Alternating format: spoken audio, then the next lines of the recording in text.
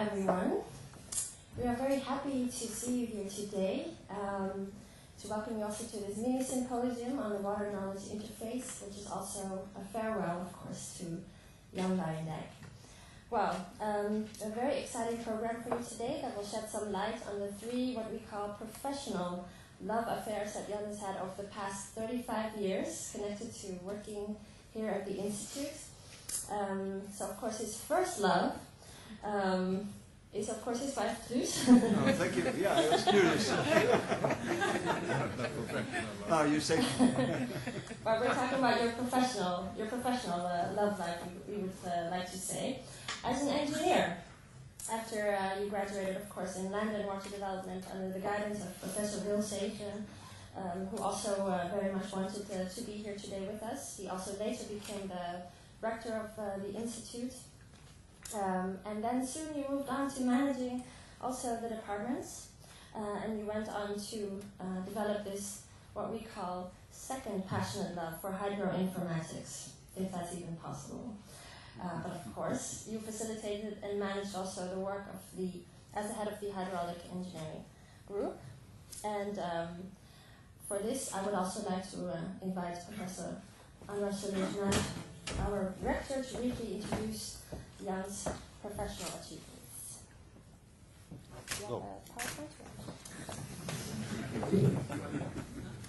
Well, I would need a whole day to introduce his professional achievements. Dear Truus, dear Jan, members of the family, ladies and gentlemen, let me just ask a question first. Who is here for the first time at this institute? 1, 2, 3, 4, 5, 6, 7. Anybody else? I hope the staff is not doing like this. Well, you have to know perhaps 2 words or 3 words about the institute, what it does. This is the largest graduate school in the world in water. That sounds a bit of a commercial break because there's only one, and that's what we are. But what is more important is that this is an institute that is there to train the next generation of water leaders for the benefit of developing countries and countries in transition. And it would be very hard to find anybody who did more for that cause than the gentleman who's sitting down here. We came here today. One of my colleagues said half an hour ago, we come here today to celebrate that he's leaving. That's not that's not quite. Be honest. That's not quite. We are here to celebrate an exceptional career that spanned over 25 years at this particular institution. As Alida has mentioned, this career has spanned over a number of very important areas. Basically, capacity development, which is and knowledge, which is in Jan's heart, and this is what he has been working on ever since he came to the institute. First, it was in Bandung in 1986 when he was representing IHE, working on capacity building projects and the ministry for the benefit of the ministry. He had a special kick for a couple of areas in the world, Indonesia above all, and Asia, Southeast Asia, where he spent a huge part of his career, China, Egypt. I hope you don't get it wrong, but he had a major contribution in achieving that there is peace in the Nile River Basin.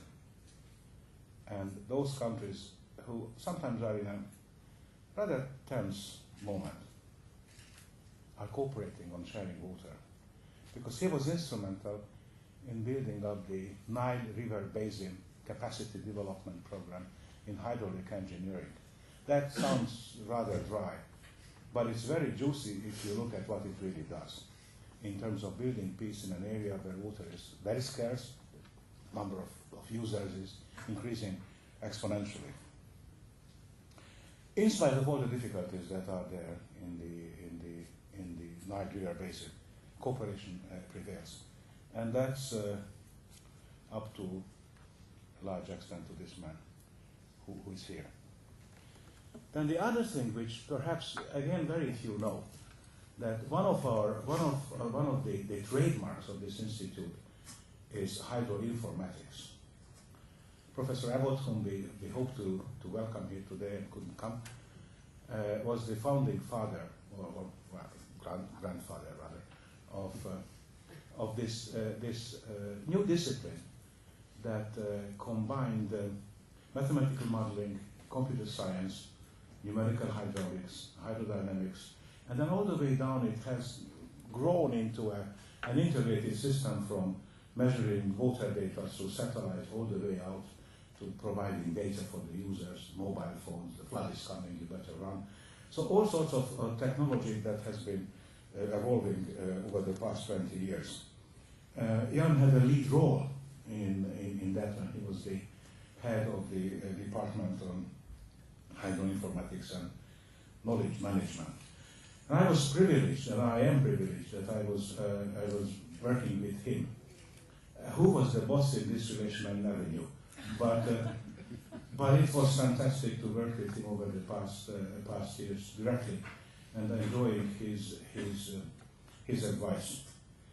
For it is very difficult to find a person who is more enthusiastic and committed to the cause. And for him, the cause is advancing frontiers of knowledge and building up capacities for the benefit of developing countries. I would say even at the very end of an exceptional career, but I wouldn't say that because it was a part of his career. With Walter Linkleins-Arjen, who is sitting with us, an old friend of ours from the Asian Development Bank, these two gentlemen were the pillars behind a new program. And now comes a commercial break. If you have anybody who would like to learn about leadership in water, come and enroll to this course. This is the intellectual baby of these two gentlemen who recognized that the water crisis that is coming can only be solved if there are leaders who lead, not managers, not bean counters, leaders who have an idea, who can motivate, and who can work with others, in solving these problems. And I would like to thank both of you for this fantastic initiative. I just came back from Mexico a couple of days ago, and the Mexicans, if you can say, went gung-ho about this initiative, so we're expecting a great number of people. These are CEOs, not students of the ordinary sense who will be coming. Jan has always been passionate and extremely honest about international cooperation. And I hope that after the reception you're not walking away, but you will be coming back on a regular basis, because his loyalty to this institution is also exceptional, along with his dedication. He's a money man. He can get money out of anybody, including myself, which is near to a miracle. You are the exception. It's a complex person in many regards, and well, I'm sure the family knows, but perhaps even the colleagues would know that he is a celebrated cook. We cooked once together. That means that I was cutting onions and crying, and then he was serving food for almost 50 people. It's like a military operation, and he was the chef, and everybody was running gesture from all the way through.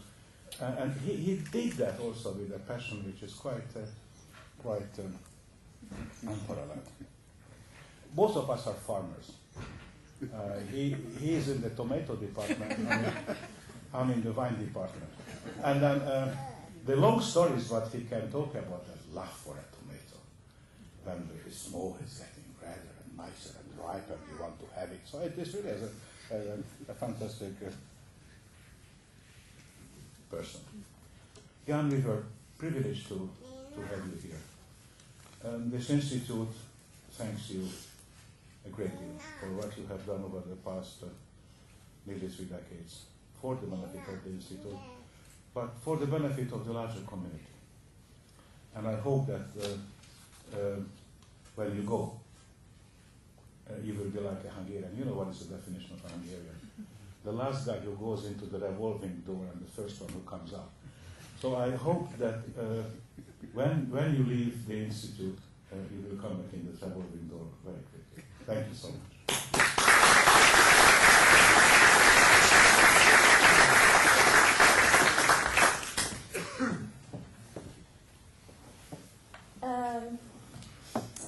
Now we have invited three professors who have very closely worked with Jan over the past years to go into a little bit more of the detail of the hydroinformatics.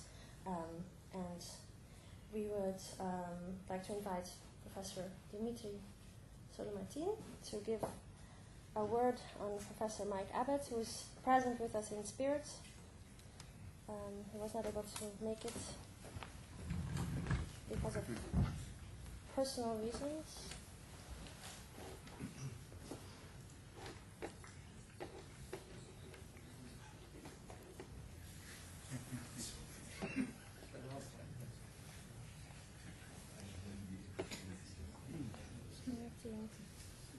Yeah, this one. Computers, I hate them.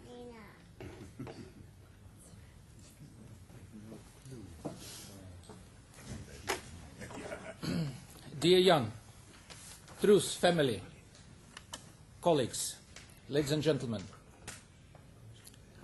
several buttons have to be pressed to make it really dramatic. Is it dramatic now? Good, okay. I have a difficult task today because unfortunately Michael Abbott couldn't come. He was planning to come, but unfortunately for health reasons he couldn't come. We hope... Speak in the mic. Speak in the mic. That's always... no, it's okay. Good. We wish him fastest recovery and hope to see him again at UNESCO-IHE.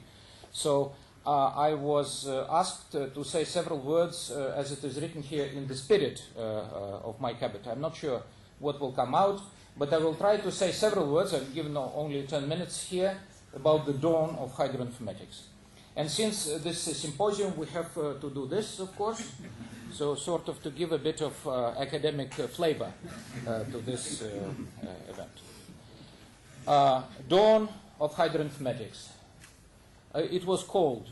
Waters were not moving, so something had to happen in order to make things better. And it happened here. It happened here at UNESCO-IHE, that hydroinformatics as the term, as the notion, and as engineering and a scientific area has been coined and grew at UNESCO-IHE. And the beginning was actually quite early. I found this photo of Mike, and this is not the earliest photo we have. I couldn't find the earliest photo that we have when he was a student at this institute in 1959. Am I right, Jan? So that's a very interesting photo. It reflects his character. Not as good as this. This one doesn't reflect his character as good as that one. Unfortunately, I couldn't find. Anyway, Mike Abbott became professor at UNESCO-IHE in the beginning of the 60s. But before that, he established the computing center in the Danish Hydraulic Institute. So he was working at UNESCO-IHE, but was very closely linked with the Danish Hydraulic Institute. And that influenced, in fact, quite a lot the education at UNESCO-IHE, because that was one of the first institutes where tools have been used actively in educational programs. And the beginning was with something which is called computational hydraulics, when a community of people around the world, and Mike was one of them, and maybe the first one, created something which was called computational hydraulics at that time. The problem is simply that some of the, or most of the equations that describe water motion cannot be analytically solved. So you need digital computers to solve them. And when Mike became a professor at UNESCO-IHE, there was an attempt to register him also with TU Delft, and at that time professors there said, well, we don't need these computer people because they're useless. We're engineers, you know. Why do we need these computers? It was in the 60s. So there was quite a considerable shift, thanks God, in the understanding how computing could help hydraulic engineering and hydrology and many other sciences. So in the beginning, Mike Abbott created computational hydraulics and Abbott UNESCO scheme. It was good, but later, sorry, this photo should be deleted. Sorry, I do this like this. I made this presentation yesterday, then 2 hours ago I decided, oh, it's all wrong, so I restructured it, so I'm not sure what is coming next. I have to improvise a bit. But it was without form and void, and darkness was upon the face of the deep. And Mike moved upon the face of the waters. And he moved upon the face of the waters, and he said, let there be light. And there was hydroinformatics. This book was published in 91 and was written in the end of the 80s, and his thinking was happening, in fact, from the middle of the 80s till, and this is a result. A result is that hydroinformatics is actively now exercised around the world with the companies called Hydroinform or Hydroinformatics, with a very successful conference running already for 12th time, and first one was here in 94, with the Journal of Hydroinformatics, with the books which have name Hydroinformatics in them, with many professors which are called Professor of Hydroinformatics, with Master of Science courses which are called Hydroinformatics, and such. So hydroinformatics was defined initially as information and communication technology applied to problems of aquatic environment. And Roland Price contributed a lot to further development of hydroinformatics since he became professor of hydroinformatics here in 97. But before that, in Wallingford Software in Great Britain, he contributed to development of early codes of hydraulic engineering. So unfortunately, Roland couldn't be here also for health reasons with us here. We wish him also fastest recovery.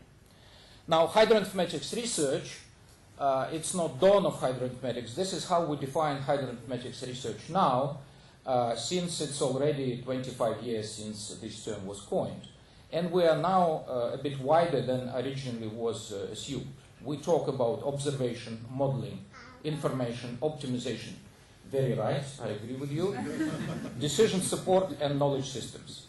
And hydroinformatics addresses the flow of information and generation of knowledge related to the dynamics of water in the real world through the integration of information and communication technologies for data acquisition, modeling, forecasting, optimization, and decision support. And all this leads to building hydroinformatics systems. Often they're not called like this, but in fact they are. They integrate different things in one system. So this flow of information is illustrated here. So we start from observing the Earth using satellites, gauges, and people. The guy on the roof is lucky. He can observe the flood and be very instrumental of telling what was the maximum flood level. Then this data is fed into various types of models. So we here talk about integrating meteorological, hydrological, and hydraulic models that would describe the way, the motion of water towards the end. And the end is decision support, because we want to change this world. And these people you see on top are decision support people. So who is this? Who is the manager here? Do you know? Who is the boss among these three? I'm talking about these three people over there. Well, some people, I ask this question to students, and often I hear the right answer. I think the woman is the boss. Here, you know why? Because man is the head, and woman is the neck that turns this head wherever she likes. You know? So that's probably the thing. So data is coming from various sources, satellite imagery, gauging, and so on, as I said, radar data. So role of hydroinformatics is to develop technologies, time series analysis, computational intelligence tools that would allow in an optimal fashion to integrate data into models. And data is currently collected using even like this flood marks you see in New Orleans, or some people could say, oh, there was a flood and level was this, and by mobile phones we send this information to computing centers. So we're looking also at this more social component that would contribute to hydroinformatics. Integration of models is very important. So again, we would like to get uncertain estimates of the runoff so that we could judge how certain or uncertain is the flood in case of particular weather system developing in time. So we could forecast movement of weather system in the atmosphere and then forecast how much water would be caught by the catchment and how much water would be observed at a particular point in the city, for example. So this is integration of models and data. This is very crucial in hydroinformatics. And modeling is in the heart of hydroinformatics. So these are traditional physical models, as you may know. These are mathematical models. It's one of the simplest of them. These are models of sedimentation and 2- and 3-dimensional models. So you see here visualization so that you can observe complex processes that are taking part in the river or in the oceans for that matter. But if you Google modeling, of course, you get to this. Yeah, but unfortunately, in this institute, due to its mission, we do mainly these things. So this is what we do in hydroinformatics in this institute.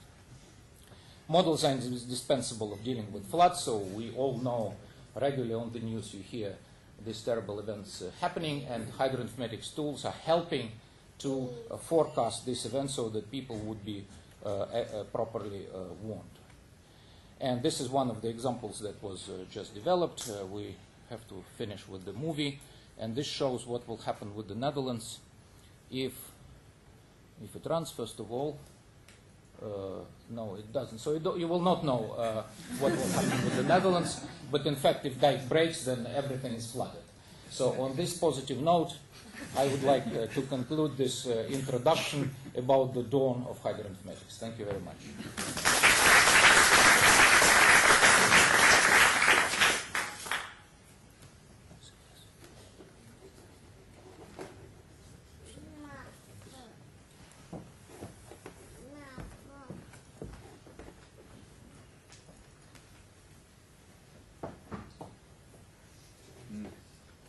Yeah, I'm very pleased to be able to talk briefly at your symposium on the occasion of your retirement, and to talk a little bit about our experiences together in knowledge management. When I came to IHE in 1997, I brought with me, besides my interest in computational hydraulics, a growing interest in knowledge management. This has been stimulated by a desire to develop tools to extract knowledge from documents. And those tools were complemented by research into the application of expert systems to the interface of computational modeling products to enable users to use the software more reliably. When I came to Delft, soon after I came to Delft, we had this exciting opportunity of taking part in the Delft Cluster project. And IHE put forward its leadership of a theme called knowledge management. It was a very interesting theme because it contained 6 innovative projects. One was to do with vision and culture as regards knowledge management. The second was to seek to build a corporate knowledge platform which brought together the networks of the different participating institutes. And then we looked at communities of practice, documented content management, encapsulated knowledge systems, and individual and corporate learning. With those projects, we carried out some fascinating work, and we contributed, I think, to the success of the Delft Cluster project. However, the Delft Cluster project was itself a springboard for IHE to venture into other knowledge management areas. And some of them were successful, and some of them perhaps were not quite so successful as we would have wished. But looking at what has been achieved, I think there is one aspect that concerns me that we haven't looked at, although we did make attempts at trying to propose projects to do so, and that is the effect that our knowledge management, our tools to determine or to assist in securing water supplies, water as a resource for communities. What we haven't done is determine how the tools may affect the security and the social consequences for the community. In other words, how do our tools, engineering tools, impact on the social change that might take place as a result of introducing those tools on the community that ordered them? We're very used, on the other hand, to take what the community would like to have. It comes forward with an idea for a project, and we fulfill that project. And it meets their, hopefully it meets their criterion as regards as being successful. But we don't look at how the introduction of the solution impacts on societal change. That is because that is very difficult to do. And yet, I think we are moving towards that. We're using social media, we're using different sociological insights, and we are able, I think, in the future to develop tools that will measure the social change that does take place from the introduction of new tools. Well, it's not for us to do. It's for others in future generations to address, and there'll be other, maybe much more serious problems to look at.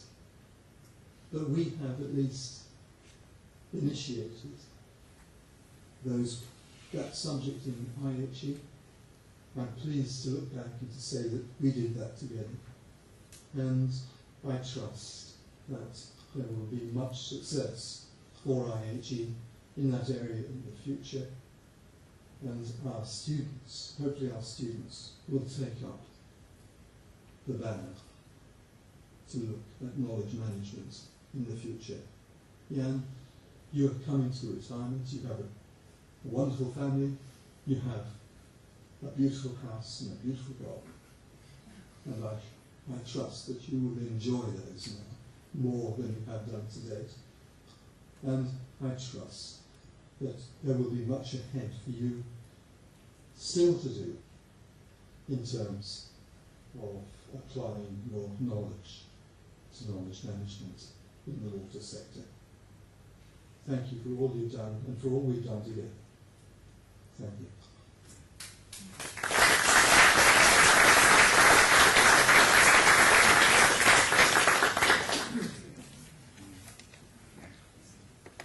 I would like to invite Professor Dimitri again to deliver his speech.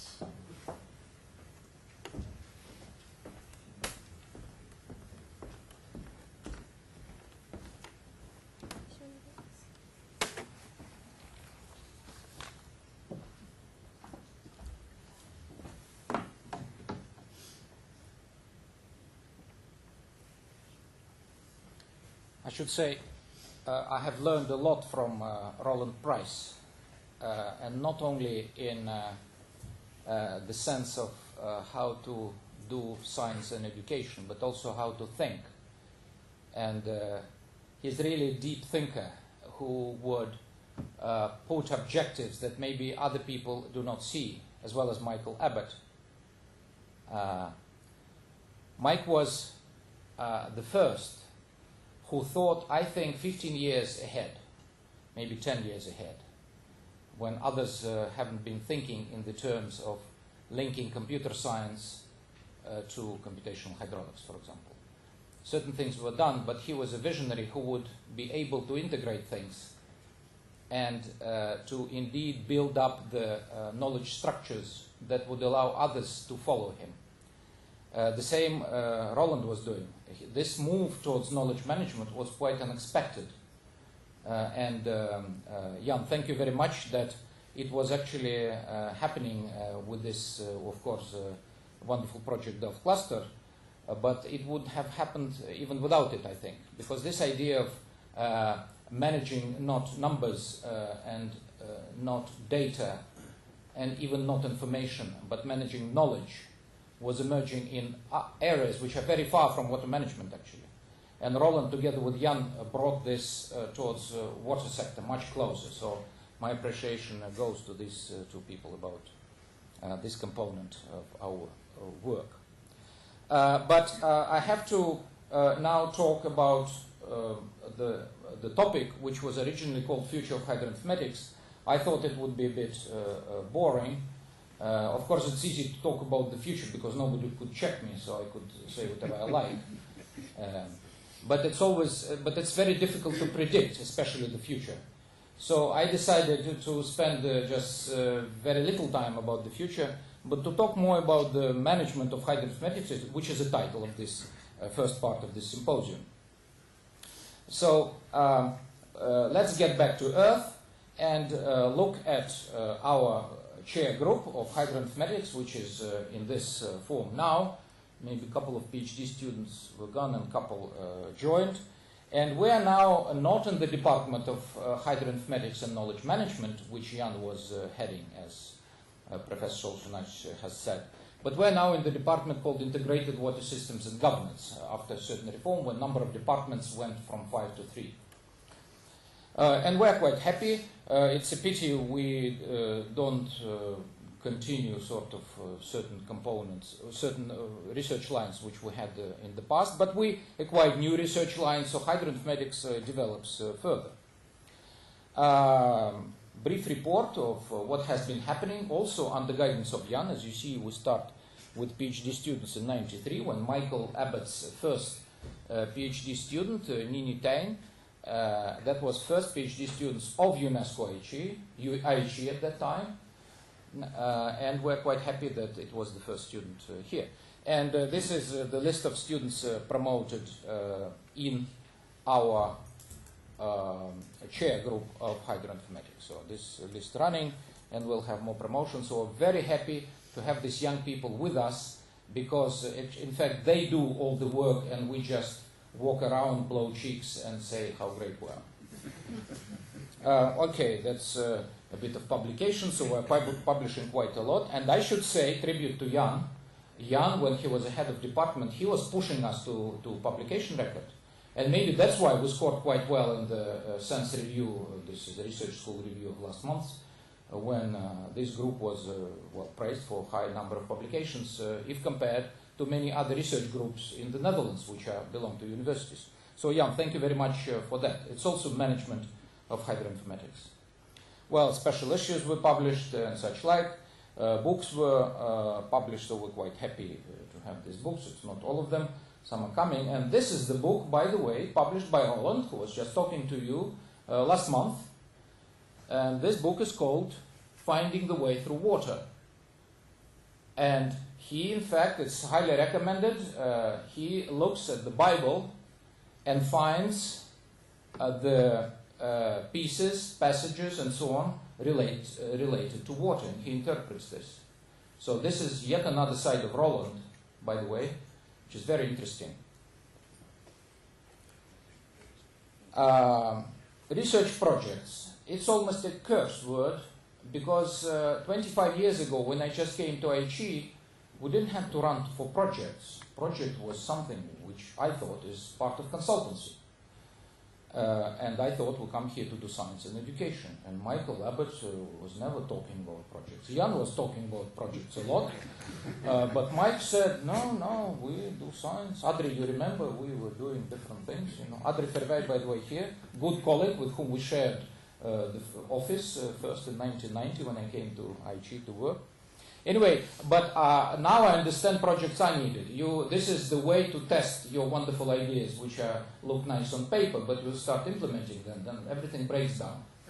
Of course, you could say if your theory doesn't work, change the data, and then it will work. But sometimes it's useful to update theory and so that's project-wise, very important component of our work now. Thanks to Jan, who was pushing our group towards this. Now, one slide about the future of hydromathematics, which was original title.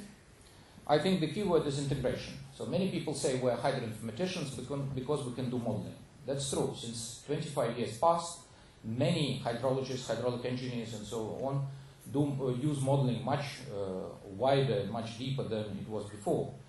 But hydroinformatics is about integration of things. So we integrate data and models, so we develop methods that would allow us optimally to bring in data into models, for example, new data simulation schemes which are optimal, which are dynamic, which reflect to changes in nature like climate change and such like. We integrate models, because often models are developed separately and they don't talk to each other, so we develop technologies that allow models to talk to each other, and it's a lot to do, strangely enough, a lot to do in terms of computer science here, but also in terms of mathematics of it. I'm not sure microphone works here, it does. Integration of models and decision makers. So I would say integration of models and people. Decision makers use models, some of them hate them, some of them don't know how to run them, and often you come to an office and where is the model? It's in the cupboard for 3 years and it was never used. Or people start looking around and trying to find this model. Where is the model? And they're told, well, it's in the computer. What do you mean in the computer? Model is something physical. It should be like scale model, you know. So sometimes still people don't understand why modeling and how to use the model. So it's also a role of hydromathematics to link work practices, social processes with advances of ITC. And Mike Abbott was always talking about social component of hydromathematics, a social dimension of hydromathematics. In fact, hydromathematics tools in some cases change organizational structures of consulting engineers companies, because then consultancy is arranged around tools and not around processes. That's a very interesting effect on management and organization. And last but not least, we need to develop further in the future universal access to these data models and advice systems. So I would pronounce principle of hydroinformatics everywhere, so that not only specialists but also citizens would be able to read forecasts and to send data back to computing services. And it should be across all the, say, mobile phone networks, so that we have this crowdsourcing of data collection, but also of sending advice directly to people. So these are several words about the future of hydroinformatics. But today we gathered not to talk about hydroinformatics that much, but to talk about this person. So, so what this guy has to do with hydroinformatics? Well, and this is management. You know, the word management, some people hate it, but okay, let's look at this management. What is management? So as you know, Jan was deputy rector, or director rather, I think, of this institute. It was quite long ago. And then he became head of this department. So what is management? Is it this director like managing the orchestra, that people would do certain things reading the notes? Or maybe this is management when people also read the notes, but walk and carry the manager, forward. So that's also interesting principle. But I think Jan is this. Jan not only organizes people, but also he is very active in doing things together with you. So fitting this puzzle, very often Jan was very helpful with this. So this great thing. By the way, I don't know how this guy could fit in this puzzle because it doesn't fit, you see. So if you move it like this, so it's the wrong direction actually. So, but okay, it's something for you to think at home, how to fit that puzzle, because well, I don't know how. So Jan's style of management through discussion. So this is one of our meetings in D2. You see rectors of TU Delft watching if we're doing things right. I think since none of them moves, I think we're doing okay. Again, discussion with Michael Abbott, so they caught each other in the corridor, and I'm not sure what they're discussing, but Jan seems to be very interested to convince Mike. I'm not sure Mike accepts everything, but okay, that's not bad. So, and look, Jan somehow tries to push out the window. You see, to the left is this window, so I wonder what he's doing with this window. So it's very dangerous sometimes. Jan continues his discussion in his basement. That's one of the kelder there. That is kelder. So I'm not sure Roland accepts everything that Jan says, but goes well. And Jan is finishing his glass of wine, so that's, I think he's very talkative. Then he becomes very talkative. Yeah. So okay, this is when we had the celebration of birthday parties and so on. It's in this building upstairs. Is it this building? No, next. No, this. I'm lost now. Anyway, yes, it's where now it's forbidden to have offices. It was a storage place, but we had the ping pong table, which was used for management. So we're throwing balls at each other. So that's how management was done. And Dennis in the middle, of course, he's the boss. That's clear. This is our wonderful meetings in Ridderkerk. So Jan thought of using, as in Holland, maybe many of you know, churches are used for different purposes, and one of them was to have meeting of higher matters and knowledge management department. So I think instead of trying to prove something, you have to have trust. What is it? Faith. Sorry, thank you. So you have to have faith, otherwise you're not allowed to the church. So thank you, Jan, linking us to this spiritual level. So that was wonderful, very nice meetings we had. And then, of course, very hospitable family. Truce, thank you very much. It was wonderful to get then, after these wonderful discussions, back to normal life and enjoy Garden of Jan. And if you're attentive enough, you will see tomatoes here somewhere in the green. They're growing behind Arnold's back, I think, somewhere there. But what are the sources of Jan's energy? And you could say energy is one of the key words I'd like to use when I think of Jan. So this is one of the sources. He is a great sportsman, and he was running from Paris to Rotterdam, Europa run. One of the runs was heavy, I remember, but many were very nice, and he was using marathon. And when you start discussing this topic, if you want to avoid discussing difficult topic, you could start discussing running, and then he switches immediately. And then, so if you want to avoid difficult topics, that's the way to do it. And so there's other examples when he was cycling. He didn't advance much on this bicycle, but fine. And this is, you see, the IHE team, which Jan was always organizing, in this case maybe not, but organizing a lot of events of jogging and running, and that was great. That's one of the sources, so that's the spirit of a sportsman. This is the second source of energy, I think. It was already mentioned by Andras that Jan is a great cook. This is one of the evenings when people get together at IHE, and Jan, you see, instructs, in this case, Arthur and Joop, how to do things, And below he is making menu. You see, and two professional cooks are looking at him, and Jan always would overwhelm them. So that's just amazing. It was also a very interesting side of Jan. And I thought, what is because Trinity, Church Trinity, we need three things, and this is the main source of energy for Jan. I think. Truus, thank you very much. He is always talking about you at IHE, as the great inspiration for him. So I think this is the main source of energy for Jan. And there are other sources also coming. Yes, so that's congratulations. So that's, I also in this situation, we have also two kleinkinderen, so Jan, well done. So that's also energy. Now, Jan's management. So what are keywords of Jan's management style? I think first thing is enthusiasm. It was already mentioned, you know. Average speed of walking of Jan approximately is 13 kilometers an hour. So when he walks, you know, you have turbulent waves of air around. And he's enthusiastic about so many things, really so many things. It's a great thing.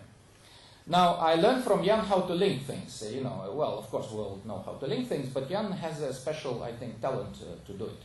I don't want to go too much, but he looks at many aspects of a problem, and this is very important when you want to make good decisions. Look forward. Jan always looks forward. The leadership course mentioned it's looking forward. It's not looking what was in the past, it's looking forward, and Jan is very strong in this. Don't be afraid to invest. So it's maybe advice for many people. Jan is not afraid of making decisions, looking forward, and saying, look, this is where we have to invest. And I think he's very decisive in this respect. So I think this is a great quality of a manager to be decisive. Always seek new opportunities. It relates to what has been said, but maybe it's an important thing. New opportunities. What could be done more? What should we do now to see better future? And growth. Interestingly, in the department we had this strategy of growth. I'm not sure I was always agreeing to it personally, but in the end I think it was very wise strategy. So Jan, thank you very much. It was really a very courageous strategy. And last but not least, be honest and clear. That's a really great feature of Jan, which I really appreciate. It's not last. Last is management through discussion. That's a very good thing, management through discussion. However, sometimes we should say, well, not always, but sometimes really Jan likes to discuss things. So, well, and then you have to switch to tomatoes or maybe roparan. But Jan, thank you very much. This management through discussion, I think, is a clever way of involving people so that they follow you and not just you pull them or push them. And then, of course, when it's all done, we'll happily march. This is sort of our group, and we'll march towards new goals to achieve them. Jan, I should say, when I entered the building to the left in 1990, at that time there were two departments. In IHE, there were two departments, HAHA and HEE. Hydraulics and hydrology and environmental engineering. So in Dutch, HAHA and HEE. So Jan was head of HAHA department, so say HAHA. So, but Jan, you contributed to IHE so much. That's, if you ask anybody here, there were maybe one, two, three people who can be really associate themselves with IHE. It's maybe Seicheren, maybe Rins Hakenraad and Jan Luijendijk, maybe several others. But really, you are one of these people who associate. If you think of IHE, you think of you. So Jan, thank you very much.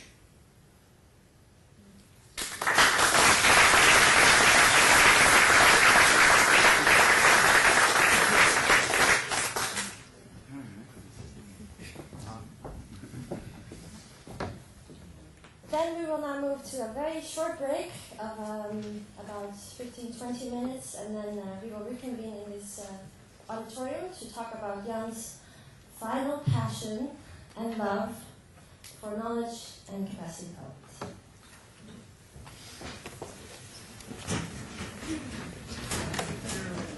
Thank you all for coming back for the second part, in which we'll talk about Jan's love for knowledge and capacity development. So we'll invite three members of the chair group who will give special attention to this, starting with Professor Guy Allard.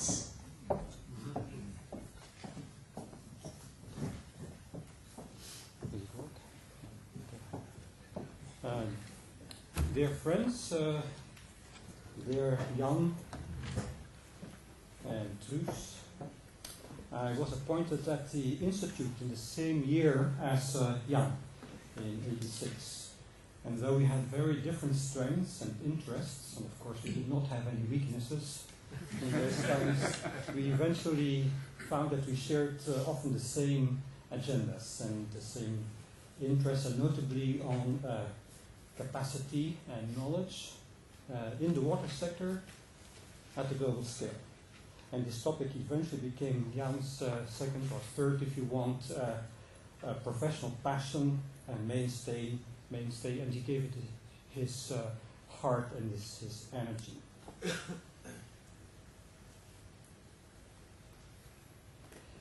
So this is, it says here second, if you want third, doesn't matter too much. Knowledge is more than facts, insights, scientific methodology that we in universities tend to narrow it down to. Knowledge is actually a capacity to act and to make decisions, as was described by great philosophers like Wittgenstein and Polanyi. And knowledge, indeed, by its very definition, implies change, and change also brings innovation, which is essential for what we cherish as human beings, namely economic growth, jobs, and well-being. And in our chair group, we study and apply these concepts and elements. And so I will first talk about capacity a bit. Then Karel Kurls, our colleague, will talk about knowledge, and Dr. Uta Rehn will talk about innovation. We are scientists, and today we do a little scientific study. What can we say about Jan Luijendijk? Now, scientists, they study relations between phenomena, and they hope they can detect causal relationships between these phenomena, because when you have a causal relationship, then you can publish about it. And so the question is, was the chicken first or the egg? That's a very fundamental question, worthy of our study. So the chicken or the egg? And the question then is, in other words, was there first Jan Luijendijk or was there first IHE? So was he the egg or was he the chicken? So we do a comparative analysis of the world with selected indicators before Jan Luijendijk and after Jan Luijendijk. And the bottom question is how to solve the water challenges in the world. In 1980-1990 we had this big effort called the International Drinking Water Supply and Sanitation Decade that was only partly successful. And that was partly because of the fact that funds had been constrained. So there was, at the end of that decade, in 1990, there was a big call for more finance. There was not enough money to invest in water supply systems, in sewers and pit latrines and so on. In 2003 and 2009, we have two very seminal reports by Cam de Su, IMF director, and Guria, who's now heading the OECD, and they basically did the same. They called for more financing. They said that is going to solve the problems at the world scale.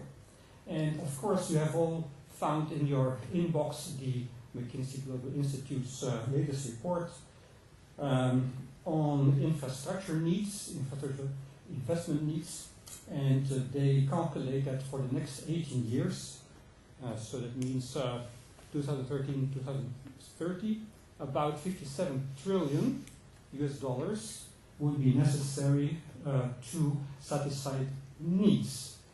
And about 12%, which is $7-8 trillion would be required for the water sector. The rest for roads, airports, telecoms, etc. These are needs, of course. So, and that is compared against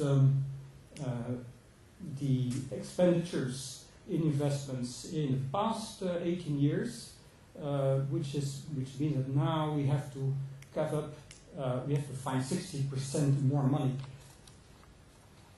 That's what they conclude. But is science indeed still the bottleneck? And I think that's a very, very fundamental question that is shaping our discussions on global policies and also should be relevant very much for the Institute. A comparative analysis, let's look at some of the carefully selected indicators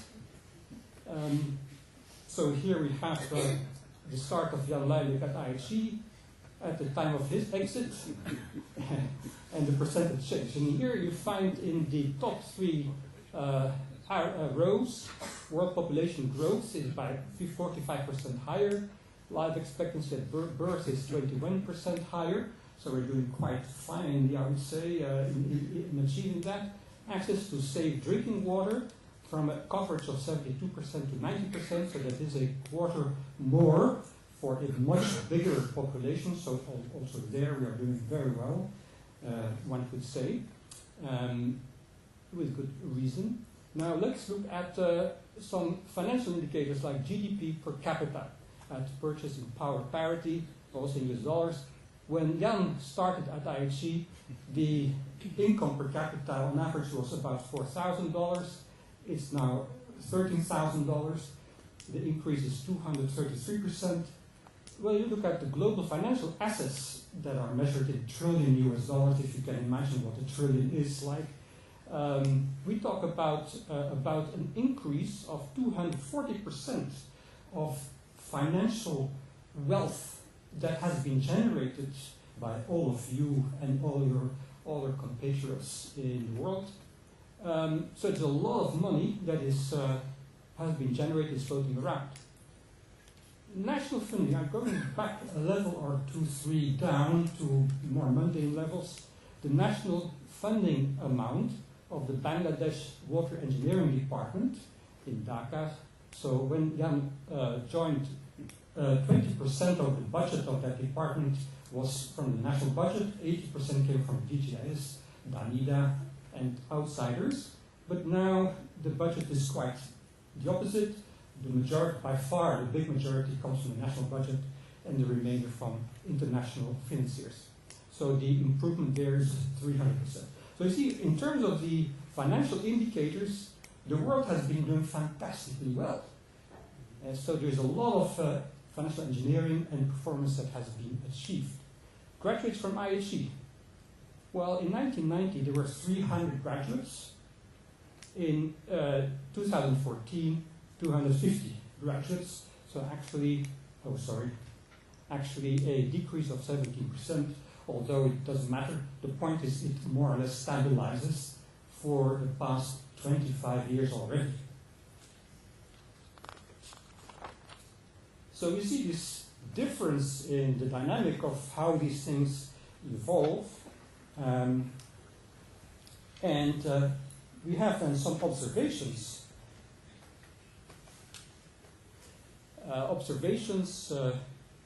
That financiers like the World Bank, like the Asian Development Bank, like the European Union, they find it increasingly difficult to disperse their funds. There's a shortage of good public projects. So they are chasing governments to get rid of their money. There's budget pressure all over the place. You have also read, of course, the recent report by Bain and Company, which is one of the main finance consultancies in the world, and they conclude that there is now an era of superabundance of capital. So all these people with the money, all these sovereign wealth funds, insurance companies, pension funds, they manage into the trillions of dollars, and they're all looking around for reasonable returns. However, they find few good investments that are available. So in other words, it's not the finance at all, but it is still the too limited knowledge and capacity that constrain the water sector in order to identify, conceptualize, prepare, implement good policies and investments. So that is indeed the bottleneck, and that calls for much more effort on knowledge and capacity management. So we go back to our chicken and egg question. What has the study revealed to us? First of all, that the knowledge and capacity questions will start to dominate the dialogues on world development.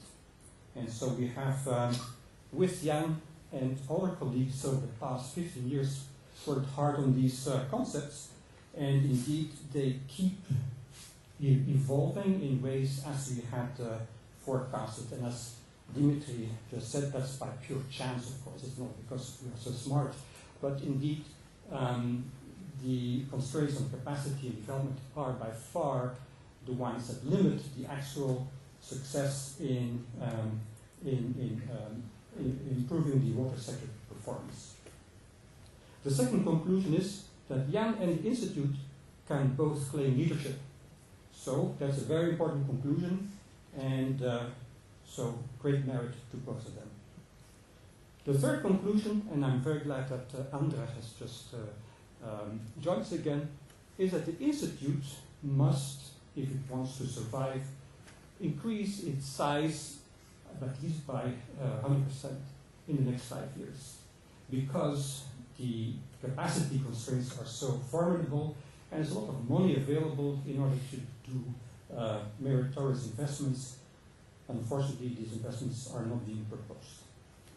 The next conclusion is that, and perhaps much more important than all this ado about capacity, is that Jan also has demonstrated capacity as a great cook, which is more important than water, as well as a fast runner, and also very able to defend his own points. So I think I'll leave it at this, and I'm now giving the word to Carlos.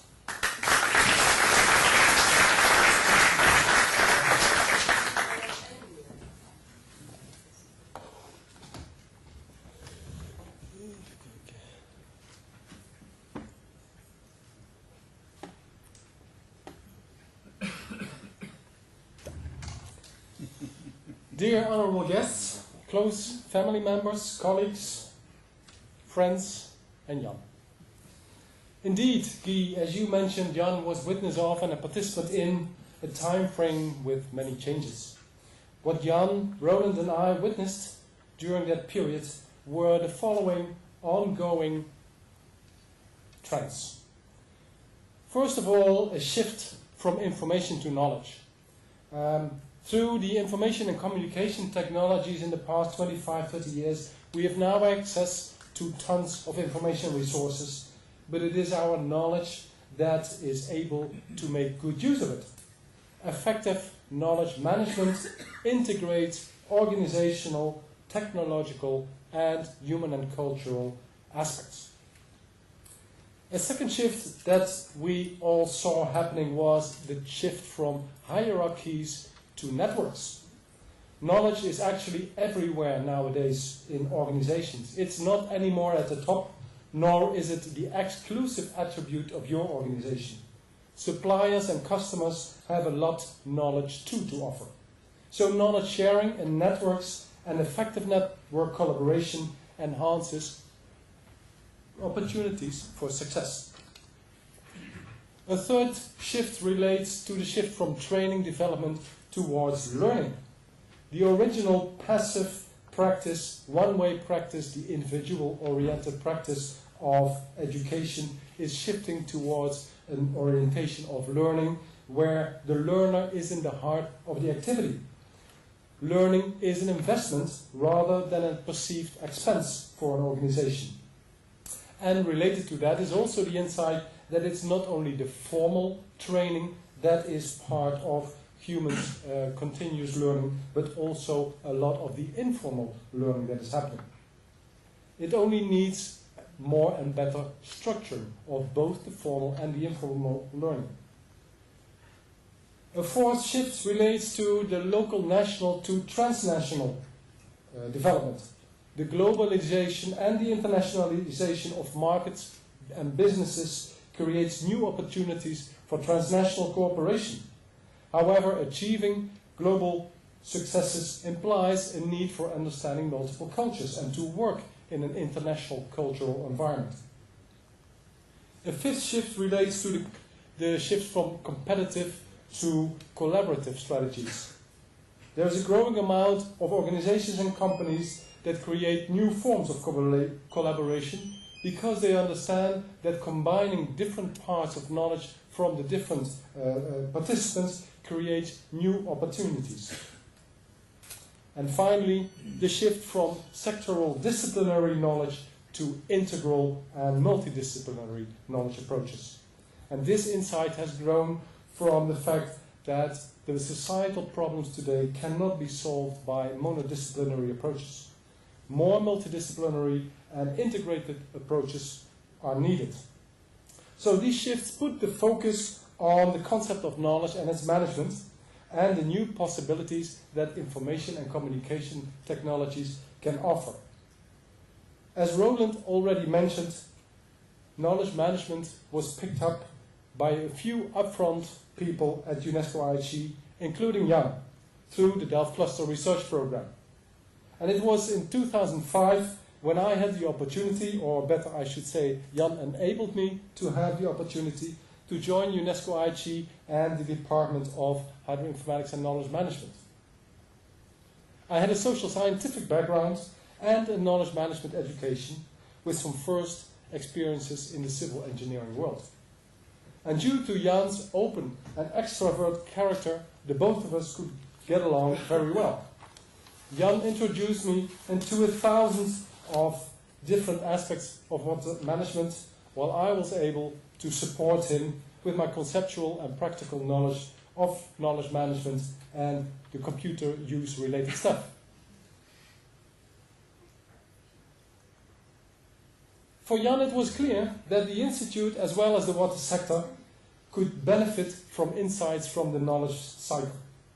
Knowledge organizations, and the water sector actually has many of them, need to address and manage their processes of knowledge acquisition, knowledge sharing, knowledge application, knowledge dissemination, and knowledge evaluation, but also the difference in tacit and explicit knowledge, and the need to improve the matching of knowledge demand and knowledge supply that fueled him with ideas for different ways of strengthening water sector capacity. Knowledge management made it actually clear that for any organization to adapt to fast changes, it has to focus its own knowledge cycle to achieve performance improvement through excellence, as well as to continuously prepare for change through innovation. But the key question, of course, like in many disciplines, is how to make knowledge work. Jan had a vision on how to make knowledge work, and that enabling water organizations to collaborate along the knowledge cycle was important for the improvement of the water sector as a whole.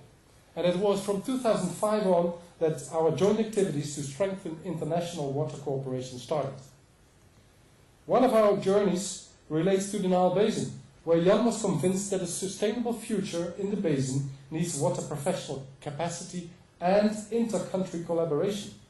And there he introduced the concept of communities of practice as a structuring principle to enable collaborative knowledge networking. The Nile Basin Capacity Building Network was carefully guided, and by today it is still the only living network in the Nile Basin region. Parallel, Jan and I entered a second journey, with the key question, how can we support the government of Indonesia to make a change from an engineering-oriented towards a more service-oriented water sector? And we enabled the knowledge collaboration together with Jan Jap between top 10 universities in a network called Sikanet Ina. And the network was a mean to fasten the spreading and adoption of capacity development results.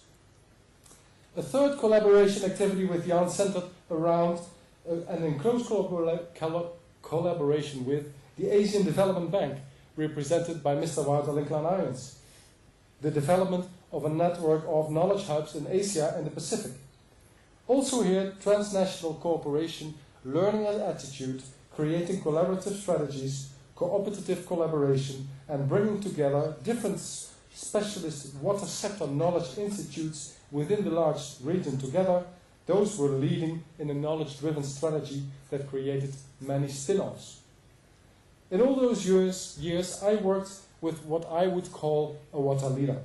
Not in terms of his formal position, but in terms of his personality, with his specific technical and non-technical qualities.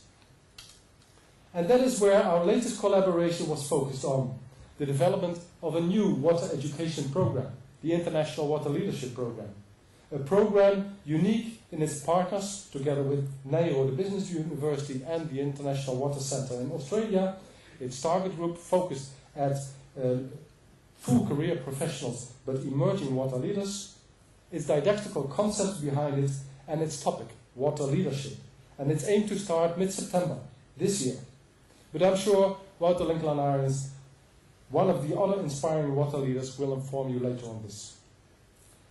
When resuming the challenges that we experienced and that we will face in the coming near future, I come to the following shortlist. Sustainable water management needs, beside technical assistance and competences related to knowledge management, governance and continuous learning in the multi-layered field of water sector capacity development. Secondly, developmental support will work out best if it's built on trustful knowledge relationships and connected to local needs and culture. We can only facilitate their process of change. Thirdly, addressing the functioning and performance of water sector organizations from a data, information and knowledge point of view triggers the dialogue on becoming a learning organization. Then using and adopting knowledge creates processes of change. Successful changes depend on underlying build-up trust relations and are often disrupted by project-based approaches. And finally, from the very beginning, the definition of a water problem or a water capacity problem, an issue or a challenge, should be made a co-creation process with the client. Co-creation enables building trustful relationships where knowledge activities will have more ownership, leadership and impact. In all those years I witnessed some of the key assets of Jan, and I think they have been mentioned already. His inspirational energy, his drive and vision, his integrity, his attitude towards continuous self-learning, his perseverance but openness for arguments, his flexibility, and last but not least, his wife Truus and his family being his enablers. Jan was and still is someone, typically one of those few people enablers that I've met in my life. Someone who is able to get the very best out of other people while keeping his own direction and lead. It was a pleasure to have worked with you, and I hope the Knowledge and Capacity Development Chair Group is enabled to contribute from our focus on this typical non-technical condition for a well-performing water sector, managing people, organizations and their knowledge. And now I would like to give the word to my next colleague, Uta.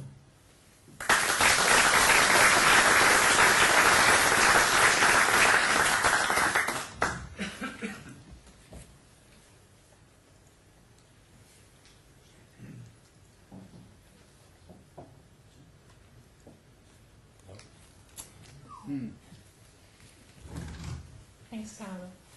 Dear Jan and family, ladies and gentlemen, I would like to talk about the third topic that we focus on in our group on knowledge and capacity development, innovation. And as I'm the more recent addition to our group, I'm also covering the more recent topic to our group. So where have you hidden the... Ah, here it is.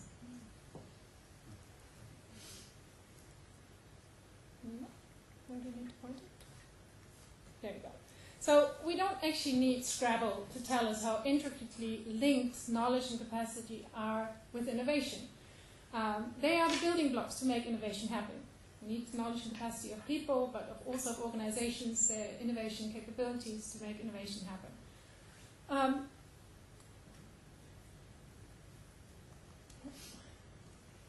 There's one slide missing. What happened now? Okay.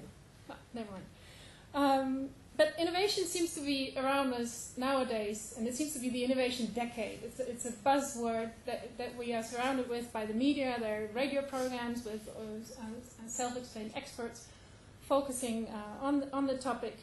So there's a lot of focus on the topic. But actually, when, of course, we are facing the water challenges that we have, for which the great hope is that innovation will help us address them, when we look at some of the facts and figures, disparate as they may be, that we can find for the water sector, and this is only focusing on a small part of the water sector, actually they're quite discouraging compared to other sectors. When we look at the investments in R&D, the kind of intensity that comes out in terms of patent counts that we can have, it's actually quite discouraging compared to other sectors. A lot less seems to be happening sector seems to be quite consolidated, with innovation dominated by, contained by a few large players compared to other sectors which are very driven by small, innovative SMEs. And of course, this has not gone unnoticed. There's a lot of focus also by the policy world, by various players in the water sector. They have come together on the theme of water innovation. It's a great topic within Horizon 2020, so a lot of funding is going on it. The European Innovation Platform on Water has been created. The WSSDP is holding conferences on the theme now, finished the last conference last week. The JPI, and the Joint Programming Initiative, has also just recently, this week, published a research agenda on the topic, and so the list goes on. It has also a prominent place in the 7th World Water Forum. So there's some hope, but let's try and see of how we can understand the innovation process a little bit better by looking at what we do at the Institute, and particularly looking at some of the projects, at least one project in detail that we have worked on. Now, innovation, much like capacity development or change processes, of course, is not a simple step-by-step process. It really is rather an iterative process. It's also quite a risky process. We can't immediately assume that we'll arrive at successful outcomes.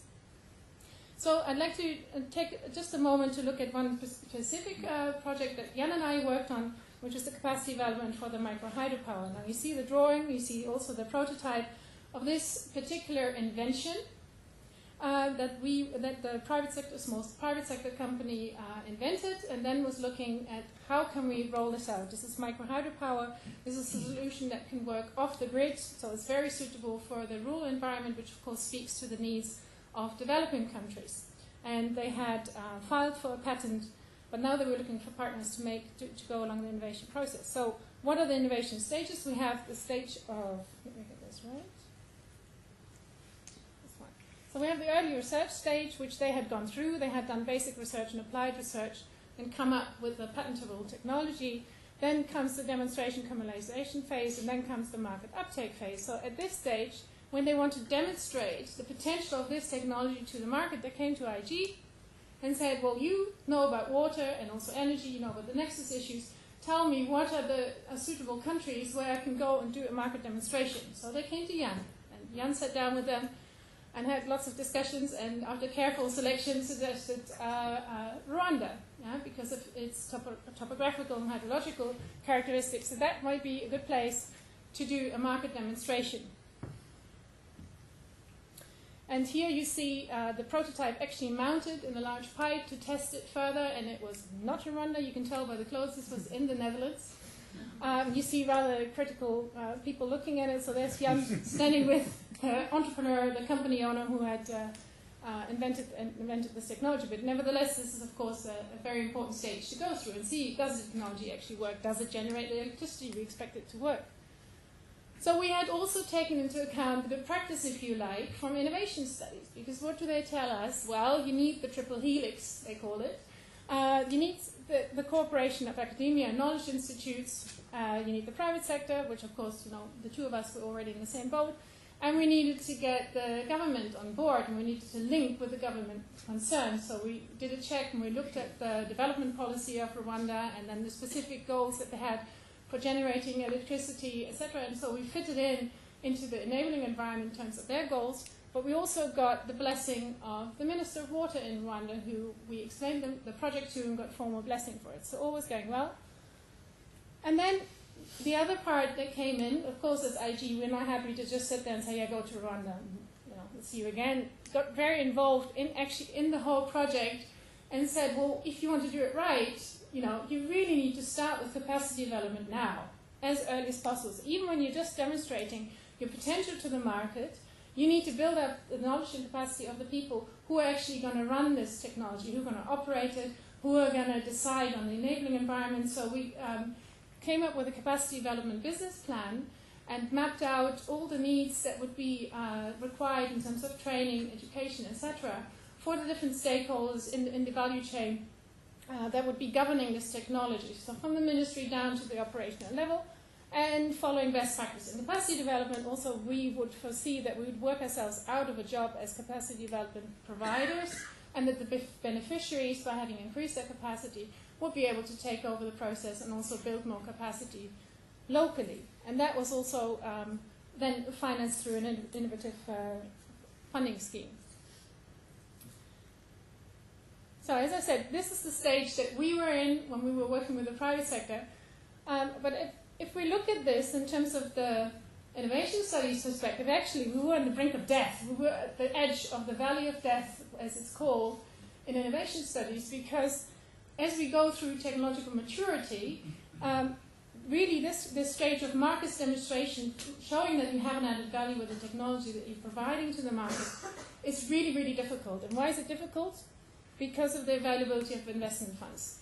One major factor. There are also others that we don't have time to go into here right now, but the availability of investment funds really was a crucial factor, and it meant that actually we had to sometimes go back a couple of steps and decide, well, are we looking at the right cases? If we can't make the case for Rwanda, then we should look at the Philippines. So you see, actually, this linear line here of the innovation process doesn't quite work that well. You always have to be open, be prepared to go back and reconsider your steps, particularly here at the demonstration stage, before you can create enough demand for your product that will roll out by itself and the finance will just come flooding in.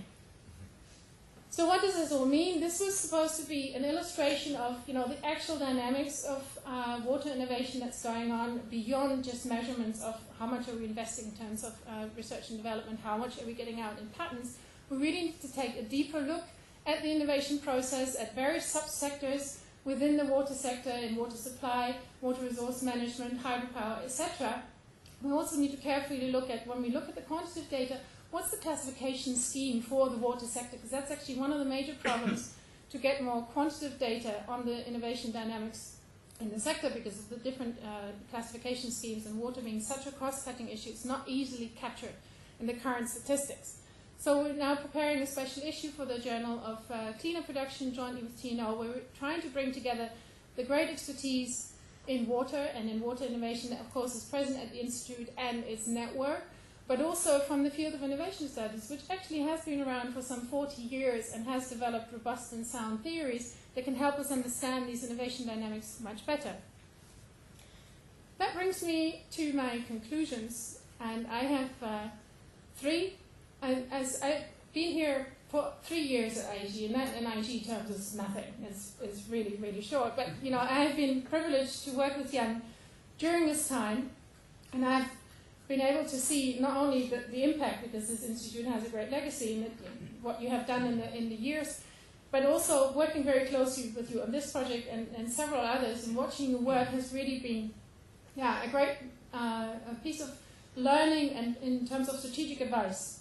Watching your work and watching the decisions you take has been really insightful for me. So that's one. Secondly, all the other characteristics that the previous speakers have mentioned, I can only second and totally concur. And I think many of them are actually showing that at heart you're an entrepreneur. So the things that you have done at IHE, you will happily take with you as you now embark on the private sector endeavor. And thirdly, I think, yes, whatever the future for you holds, it will always be connected to water. I'm convinced, and I hope that you'll be able to enjoy your passion for water with truth, and that you will have actually moments also to relax. Thank you.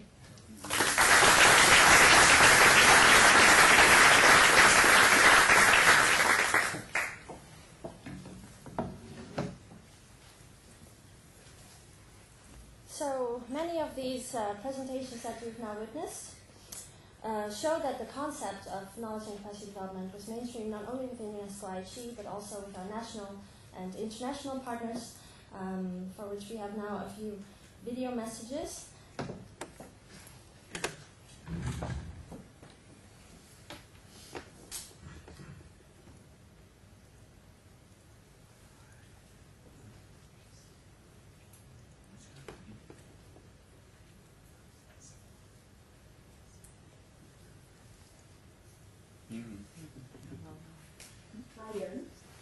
Do you think and you could take up carry it with it? It's very hard for me to say no to you in this moment. But what I can say is that it has been a very long journey of 15 years, talking to together, and with all our self-esteem. It was full of inspiration, challenges, a lot of successes. From Cairo, the CDN was brought to life, and with you as our project director, we crossed the borders of the Nile Basin, and we built a network. Collaboration was always our key message everywhere we go. We will miss you so much, Jan. We miss your presence with us, especially at these moments. But you'll always be there. Your joyful and loving spirit, your enthusiasm in everything we work in and we do. So you'll always be in our hearts. We can't miss you. Everyone in this office wish you a lot of happiness. Happy new life after your retirement. Please enjoy every moment of it and remember us. For sure we'll meet again very soon. See you.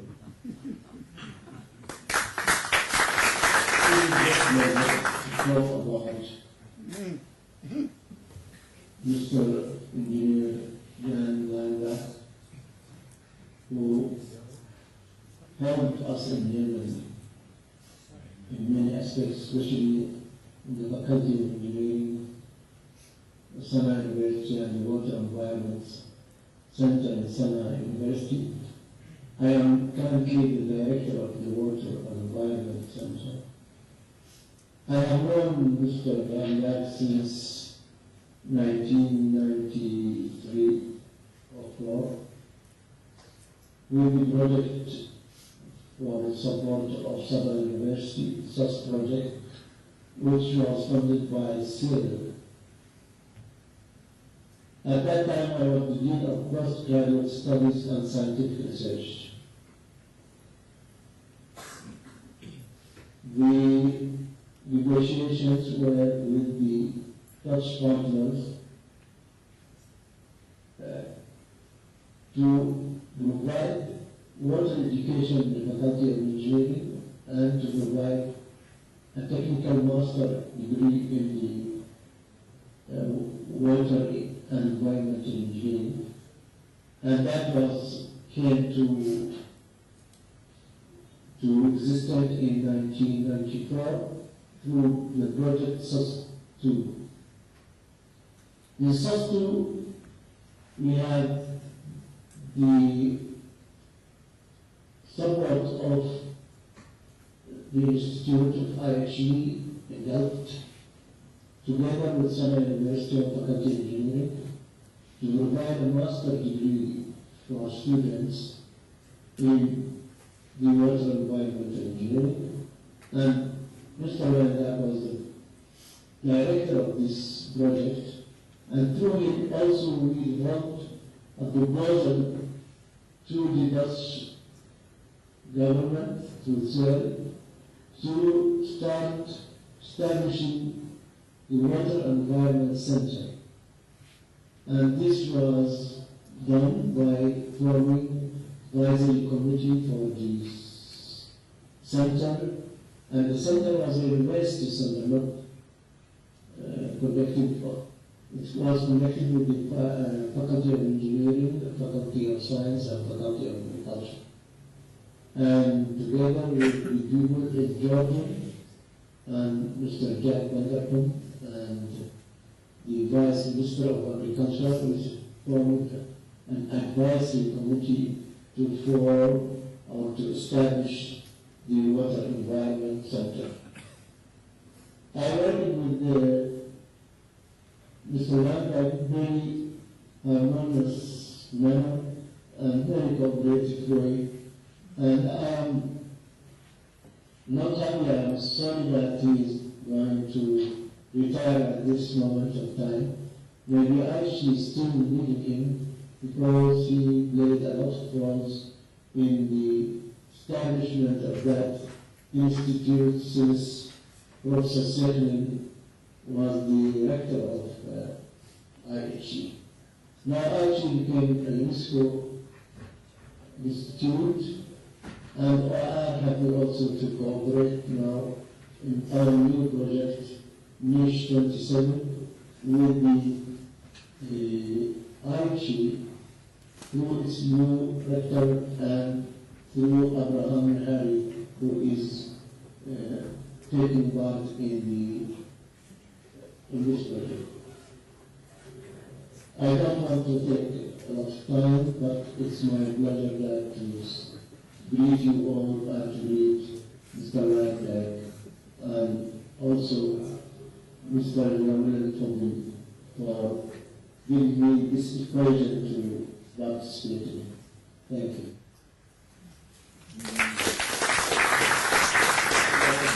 Jan and Chris.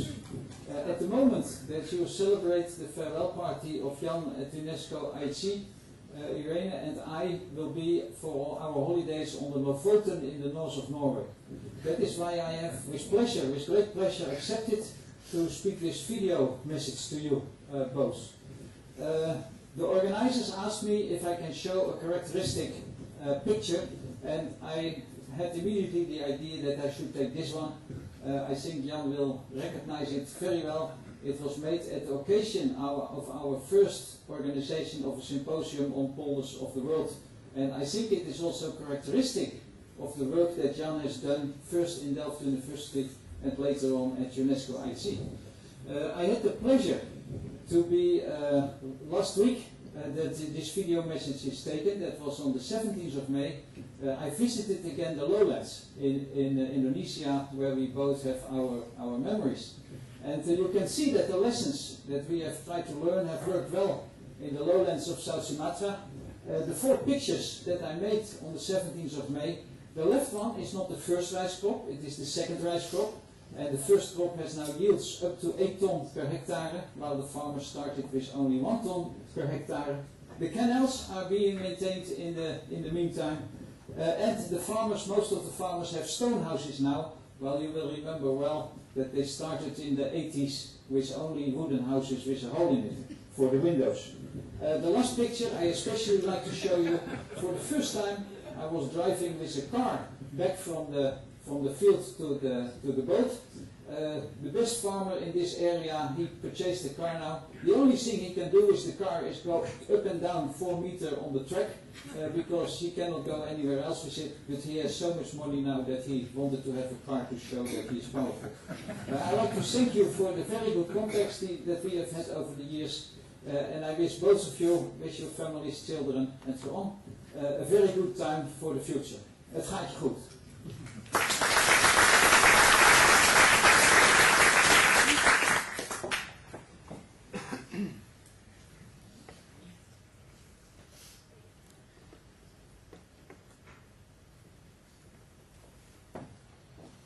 Then we also have 2 messages, and I was requested to read them to you. Dear Jan, time has flown so fast since we started our cooperation in November 2011. You're retiring at a time when our partnership is at its peak. On behalf of the Asian Development Bank, allow me to express our sincerest thanks for all your hard work to bring this partnership to where it is now. Your hard work has paid off. We wish you well as you move to the next phase of your life and career. Water is such an exciting sector, so I'm sure that you'll remain involved in whatever shape or form possible. This is Gyeong-Hong Kim, who's the Director of the Sustainable Infrastructure Division and co-chair of the Water Community of Practice at the ADB. Also, Salam Bak, Jan Luijendijk. All our best wishes from Indonesia for your next career after your retirement now. You have played a very valuable role in strengthening the relations between the water sectors of Indonesia and Holland. From since you left the Be-Powered Specialist 2 course in Bandung 30 years ago, till now in working with us on the new urban development of Jakarta into the sea and the National Capacity Development Strategy. Terima kasih banyak by Dr. Rusham Sharif, formerly Secretary General, Ministry of Public Works, and head of the National Procurement Agency and Cabinet Chief Coordinating Minister for Economic Development. A lot of titles.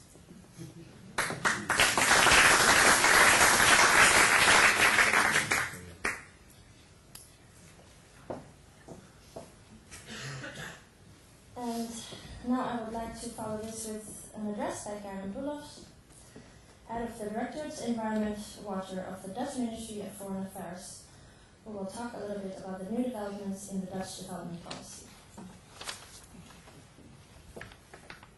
Just change. Let's go. Yeah.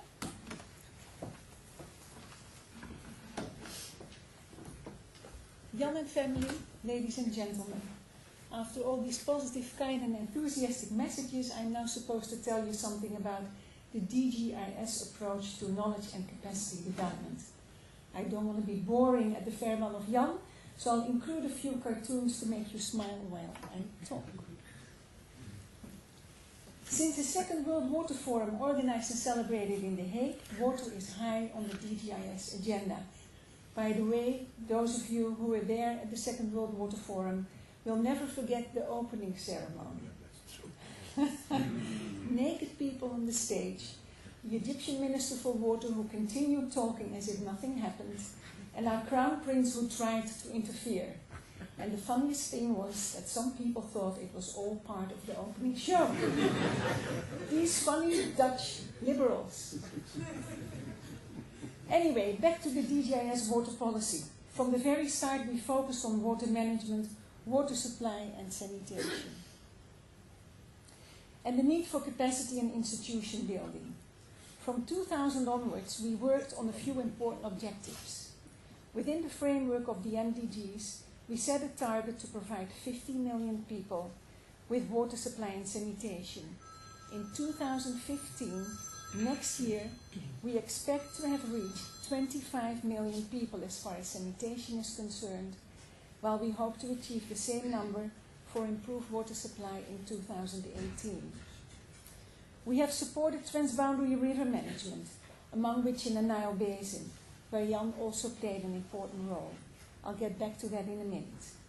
Because of our knowledge of deltas, we work together with Bangladesh, Egypt, Indonesia, Vietnam, and many other countries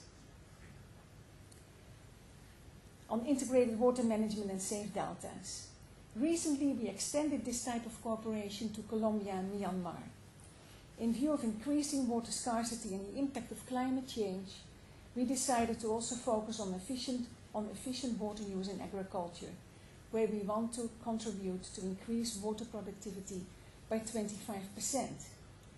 Perhaps an ambitious target, but it must be done, and sustainability has become an important theme, both in the water sector as well as in river and delta management. Knowledge and capacity development has been an important focus in our water development policy for years. I'll also get back to that later. First, let me quickly address the new trends in the DGIS water policy. Up to about 4 or 5 years ago, there was the sectoral approach, where we contributed to the implementation of national policies and agendas. There wasn't much attention for Dutch interests, but times are changing. Support for Dutch development cooperation is on the decline, and since a couple of years we are looking for more synergy between poverty reduction and trade, a new balance between demand from developing countries and what the Netherlands has to offer in terms of goods and services. Knowledge is a significant export product, so there is much attention for that in our policy. We have specific knowledge on water management, but also knowledge about the nexus, the importance of water for other sectors such as agriculture, energy and transport. And UNESCO-IHE is an important partner in this respect. UNESCO-IHE has been an important partner for us for many, many years. We have supported a shift in focus from educating students in Delft only to a more intensified cooperation with universities and institutes in a large number of countries. We are a leading international institute for education, research and capacity development with many highly respected professors, lecturers and researchers, of which we are very proud indeed. And Jan has been one of them for almost 25 years. Jan, as long as I know UNESCO-IHE, you have worked here. You have been involved in several strategic activities and programs, of which I will mention a few. First of all, it has already been mentioned, in the Nile Basin Capacity Building Network, which has made an important contribution to capacity development of water professionals in the Nile Basin states, and which also encouraged cooperation between scientists. We know how important it is to cooperate and share information between water professionals within a basin. It is often a first step in improved transboundary cooperation and conflict prevention. We have experienced this with our Rhine River, and we see the same mechanisms apply in other basins. UNESCO-IHE has a lot of knowledge on the Nile Basin, and Jan, you have been instrumental in that. We intend to become more active in the field of water diplomacy and consider UNESCO-IHE as an important ally. Also thanks to the work you have done in the basin for almost 20 years. I would also like to mention Jan's involvement in the implementation of our partnership program with the Asian Development Bank. By the way, this doesn't directly relate to what I'm saying. A few years ago, we started with a program of about 2.5 million euros, and it has increased to 7.5 million euros. Through this program, many Dutch water experts have been hired to assist the Asian Development Bank in the identification, formulation, and evaluation missions. And you have made important contributions to the organization of the 3-yearly Asia-Netherlands Water Learning Weeks. You also always played an active role in the World Water Fora, as well as in the Stockholm Water Week. Jan, you're very knowledgeable and you have an incredible network. Once you are enthusiastic about something, you can hardly stop talking about it. On behalf of DGIS and all my water colleagues, I would like to thank you for your incredible commitment to address the global water issues. I also take the opportunity to thank you on behalf of the poor in developing countries, whose living conditions improve thanks to your relentless energy. I hope you will enjoy your time off, although I seriously doubt you will stop being active in the field, and I hope we will keep seeing you around. Thank you.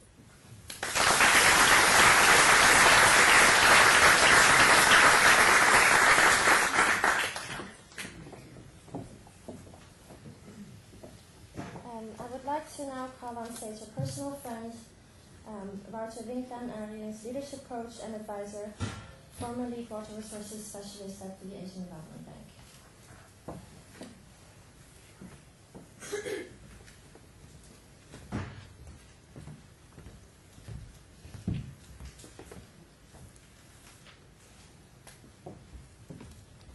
Bedankt, Alida.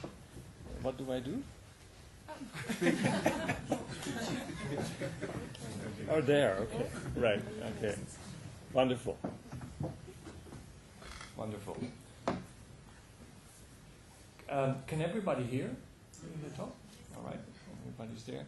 Well, I'm actually quite nervous because saying something about Jan and the work he has been doing and try to make some sense and add some value also to everything that has been said already is a daunting task, but also a great privilege. So distinguished professors, Professor Andras and all your colleagues and dear friends, family of Jan, all of you, it's a wonderful afternoon. I try to add something to that, and you know, you see Jan moving already to his next step, right? Thanks, Alida, I think, for the picture. You know where I found it? Twitter. On Facebook. Right. So I thought you've heard some already mentioning the Leadership Development Initiative and how actually important this is to help our water sector move forward. With more money needed, but we heard it's not just money, it's actually better results, it's better cooperation. And this actually all comes back to people and what people think, how they work together or not. Karen was showing us, I like those guns, we are ready for talks. Yes, so are we. So even though we know what should happen, it doesn't automatically happen. So how can we do a better job in making it happen? So I thought to share some leadership lessons from what I have observed of Jan and how he operates, how he works, and in particular some keys for success. And I'll mention 3. There are actually only 2 keys here, but I'll give you 1 extra. So the first key is about, and these are keys for success in being a leader, a water leader, a person who aims to be more influential in this world, and we heard there are so many challenges left. The first one is, I think, about taking perspectives. By the way, some of the pictures, I'm enjoying a holiday, which is such a lovely coincidence here to be able to join Jan as well. So I took this in the Groninger Museum. Has anybody been in the Groninger Museum? Right, just 2 days ago. So taking perspectives, which is such an important part of leadership and of Jan's work. Now, for those of you who are not from the Netherlands, who is not from the Netherlands? Can you raise your hand? Okay, so quite a few. Well, you've probably noticed that the perspectives that Dutch people are taking are quite focused these days, somewhat narrowly focused, you might say, or having a singular focus on the Oranje team, right? And these are some shots taken here in Delft in the past days. Perspective taking is so critical for leadership and leadership development. And here's something that Stephen Covey said, which always inspires me. It says that we see the world actually not as it is, but as we are, or as we are conditioned to see it. So of course many Dutch there have already conditioned themselves to see Oranje in the finale, and that's of course a good thing. But in the broader frame of things that we talk about this afternoon, it means that if we want to be more influential in our work, we have to review what perspectives we have and what perspectives we can help to take. For example, look at this perspective that was gathered by researchers based on data who said that the Living Planet Index has actually declined so much over the past 40 years. And look at the percentage for the Indo-Pacific region. It's astonishing. Without such perspectives, it's difficult to make the right choices of where to take action. And it's these kind of perspectives that we need to be more persistent, more effective, and compelling in the work we do. Here's another perspective, that last year a lot of companies around the world have come to realize that they are exposed to risk from water-related issues that can substantially affect their business. Just, I think, 2 days ago, there is a major decision in India affecting one of the Coca-Cola bottling plants, where in Uttar Pradesh, the government and local folks have decided that they consider this a too big risk to their water aquifer. We will see more of these issues. And it's important that from the academic community and from the development and the leadership community, we come with the right perspectives to take it forward, because sometimes those arguments can be brought forward with a very narrow perspective, and that doesn't always help us forward. This is another perspective. The colors come out a bit funny, but actually that tall column, that's supposed to be orange. I didn't really make it orange, but so 29 out of 49 countries in the Asia Pacific were rated to have a water security level of 2. What does that mean? Well, there's only one step away from 1.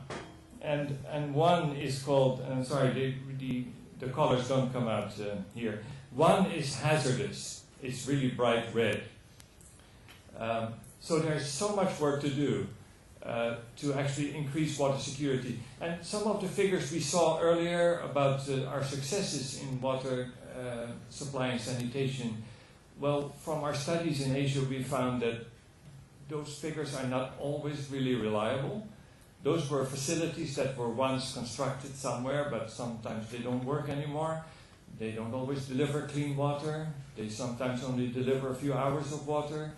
And they very often do not deliver it to people's home. To have the dream of a tap in your home is still a pipe dream for many. And that's actually what the aspiration is of people. So water is complex, and that's also a perspective, and it's a very important perspective, because some of the best decisions and planning we can make, we can only make if we acknowledge and respect that complexity. But then, of course, to move forward and cut through it. So our task is not easy. We can look at water security from different perspectives, and the truth is we have to deal with all of them at the same time. And they're all interdependent too, so there are lots of trade-offs. So this is the perspective on the complexity of our work, in which not only water professionals are involved, and we have to get more and more skilled to get these messages to people, like Karen said, in the energy sector and in other sectors with which water can form a nexus. Now, so this was the first key that I mentioned to you, key of success. And I'd like to acknowledge here that we all know Jan as a leader who is always taking multiple perspectives. Have you noticed how he talks, he listens, he sees the perspectives of different people, whether they be students or teachers, or irrigation workers and farmers, or government ministers. You know, the perspectives of the Ethiopians versus the perspectives of the Egyptians when it comes to setting up the Nile Corporation. These are all about understanding perspectives and be willing to, as Carol said, be open to listening and to taking those. So I guess the question is for us, with this key for success, is which perspectives matter in the work that we do and in fact in our lives. And I think Jan is a great example of somebody who takes multiple perspectives. So let's move on to the next key for success. And I call that making connections. And I would like to ask you, does anybody know what this is? Earrings. An earring? Oh, close, but not yet there. Anybody else? How about somebody from the back? Ooh, this doesn't bode well for history, for the appreciation of history. Well, this, you can see what it is. And this lady was wearing this. This is actually a well-to-do farmer's wife or daughter in the 1850s. And it seems that this thing, also I don't really know what to call it, is helping to make connections or show off the lady self beautifully. But I would like to think that it also has something to do with balancing our left and right brains and all the internal connections that we need to be more successful human beings and leaders. And who better than ladies to tell us that? So when we look at water management, we deal with lots of different stakeholders, lots of people from different disciplines, and we know that we have to create that cooperation. We call it integrated, we call it many lofty words. But how do we actually get there?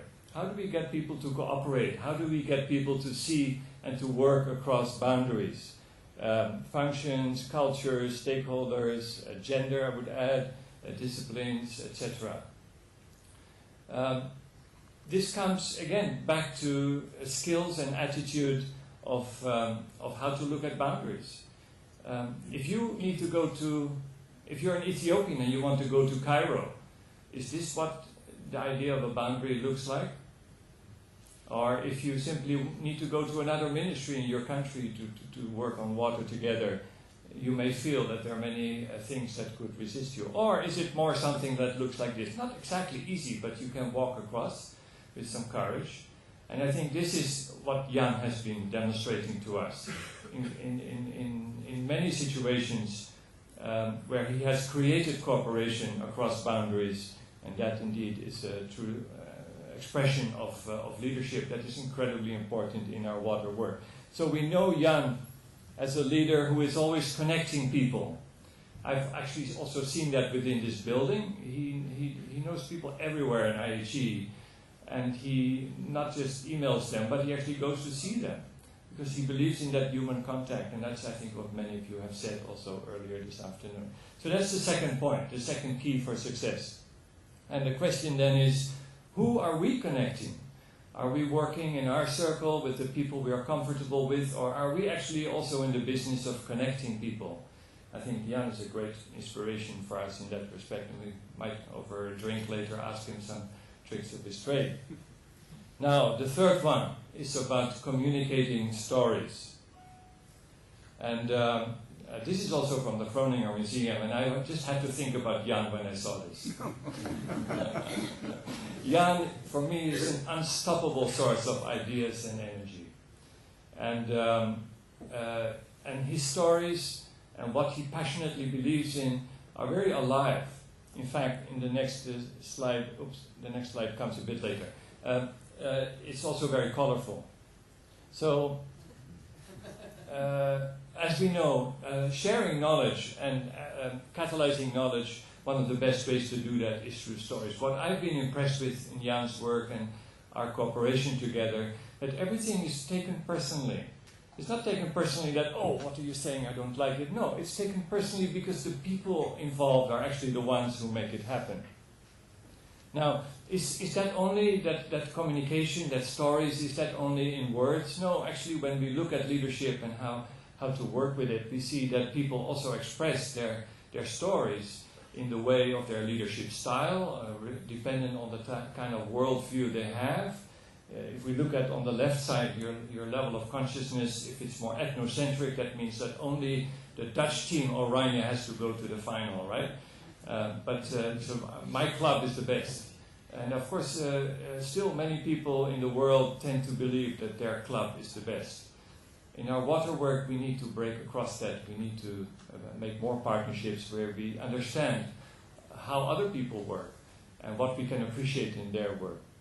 That has a lot to do with leadership styles too, and I cannot go into much detail here, but from research there are some correlations between different leadership styles and worldviews. And those are the stories that people tell, and we have to help people change their stories to bigger stories, more inclusive stories. It saddens me when I hear so much recent news that puts back gender issues drastically. Many countries have recently adopted legislation that puts the rights of women way, way back. And that's in our world where we can enjoy so many things that we think are moving forward to as well. So there's a lot of work to be done. This is also about skills. We know we have multiple intelligences. On the right is your physical, that you can play football and run from Paris to Rotterdam. And on your left is cognitive. That's also, of course, very, very high here in IHE. But then communication and storytelling and getting people on board has a lot to do with EQ. And that's an area where many scientists are not naturally trained in. And that's something we also want to address in the leadership development program. I interviewed my daughter last year, and she's joining a bit later. It seems that all the electricity is down, so the trains to Delft are not making their way here, but she's hopeful she will come here in a while. And I asked her, and she said, what's most important for leadership is that you find your passion, but then also find your voice. And this voice is to do with the communication, and that Jan is continuously inspiring me in.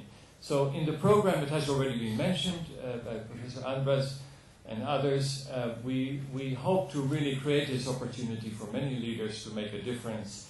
And again, perspective taking here is organized in 3 main chunks: leading from yourself, leading across boundaries, and leading by cutting through that complexity that we just mentioned.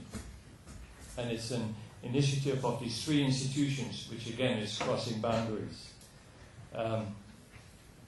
We talked about financing, and that financing is not all. If I could make a pitch, I would say that the best investment you could make is in leaders, in many more leaders. Because I believe that they will find better ways, also more cost-effective ways, and to do projects faster, much better and more sustainable, with the right skills, the right attitudes, and the right ways of working together. So I think that is really a strong message going forward. So we know Jan as a leader who passionately loves to tell stories. I see it as something very colorful. In fact, in my slide, I hope that the colors would come out a bit more. And the question then is, what stories do we tell? What are the stories that we love telling and that can touch people and give them a broader perspective and get them to take more action? So, Jan's keys for success, as I have seen them. And so the first one is what perspectives matter. The second one is who are we connecting? And the third one is what stories do we tell? Jan, it's been a pleasure to work with you so far. I'm really looking forward to all the next steps too. And it's lovely that you're here with Truus and your family and so many colleagues joining. So it's a real privilege for me and my partner Janita to be here together, and my daughter also joining in a while. Thank you so much, and I look forward to lots of discussion as we go forward.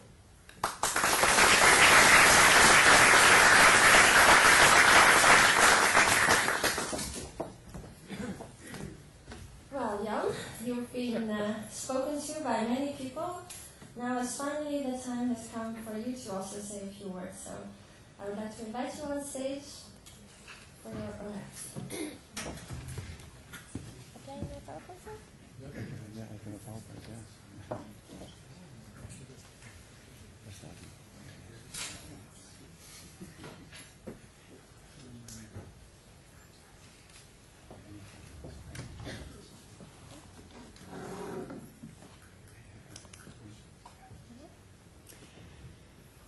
Well,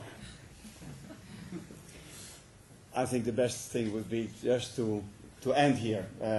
What can I add? Of course, you prepare something and not imagining what others are going to say. And I would just say, do we agree that we stop here and we go all to drink and then that's it? I think most of my children agree immediately because they have listened maybe already too much to their father.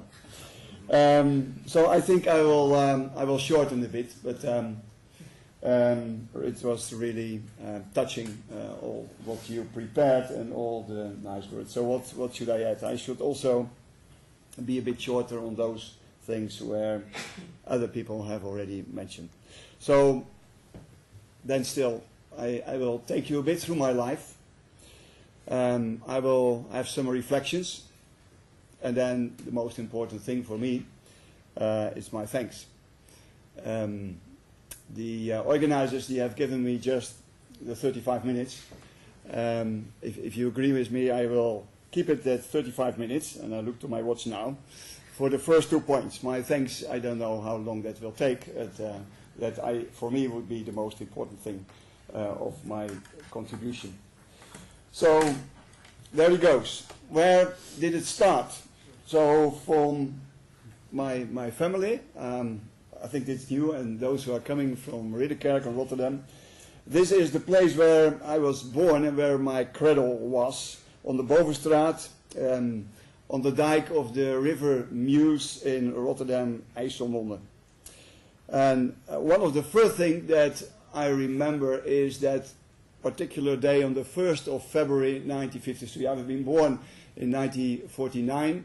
So I was just 3.5 years old, and this is what I still remember. That the water was just coming into the living room of our family, and then it touches our coal stove, and it was doved. And we were taken as a family into, and that was for me the most exciting, not the water so much at that moment, but the most exciting was that I was allowed to sit in that truck near the milk factory that was bordering our house, to evacuate us to safer places. Maybe even more important for my career was that when I was around 10 years, this huge project started near our house. The construction of the Van Brienenoord Bridge, the important link between in the ring around Rotterdam. I realize now, I tried to continue, but here and there, maybe I need my speech, and I've put it over there. I was not even thinking about it.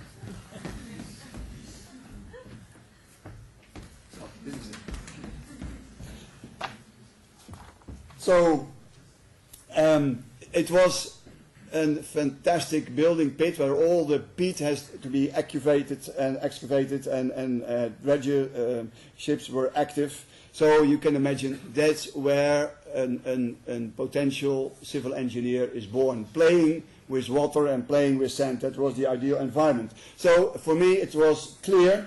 I wanted to become an engineer. I wanted to build bridges, and I have to immediately admit that I never built a bridge. At least not in concrete or in steel. I hope I did with people and between people. So that was actually the start. And then in order to do that you have to go to Delft. That was also made clear by my environment. And the first building I was entering in was the building of Weg- en Waterbouwkunde. That was the name of the study when I started. In het Oostplantsoen in Delft. And then later on there was a lot of interest on that study. And a bigger house was built on the Stevinweg, civil engineering. And well, I'm happy I saw Kees Dangermont. I think you are playing that very big role in that department. So, as a Delft engineer, I came in contact with Wil Zegeren, because after my studies, it was Wil Zegeren who said, well, do you want to stay here and to join us in the group at TU Delft? So I was happy, of course, with this offer, and I started to learn a bit more than for which I was educated. It was this man, Wil Zegeren, who said, well, you have next to what you learn as the Delft engineers to work with chassis Manning. Now you have to learn also a bit more in how water flows through porous media, through the saturated and unsaturated zone. And that was new to me, but I liked it a lot, and together we wrote this lecture note for the TU Delft. It's such a pity that this great man, who was still yesterday saying, yes, I will come, I asked him, the health of Will, I know is not that good anymore, but when I asked him a couple of weeks ago, I said, Will, are you coming to my farewell? And he said, yes, I will come and do my utmost. And at the very, very last moment, I heard from his son, Toon, he had to say, well, I feel very sorry, I cannot make it. So that's a pity, because part of my life, of course, I thank so much to what Wil Zegeren did to me and what he learned me. Then the first footsteps abroad. That was in 1979 when I was asked to join a team of the Delft University to explore collaboration between Delft University and the University of Suriname in Paramaribo. And we designed a collaboration program on rivers and roads together with Suriname. Then I was becoming a specialist on Dutch polders and the water management in it.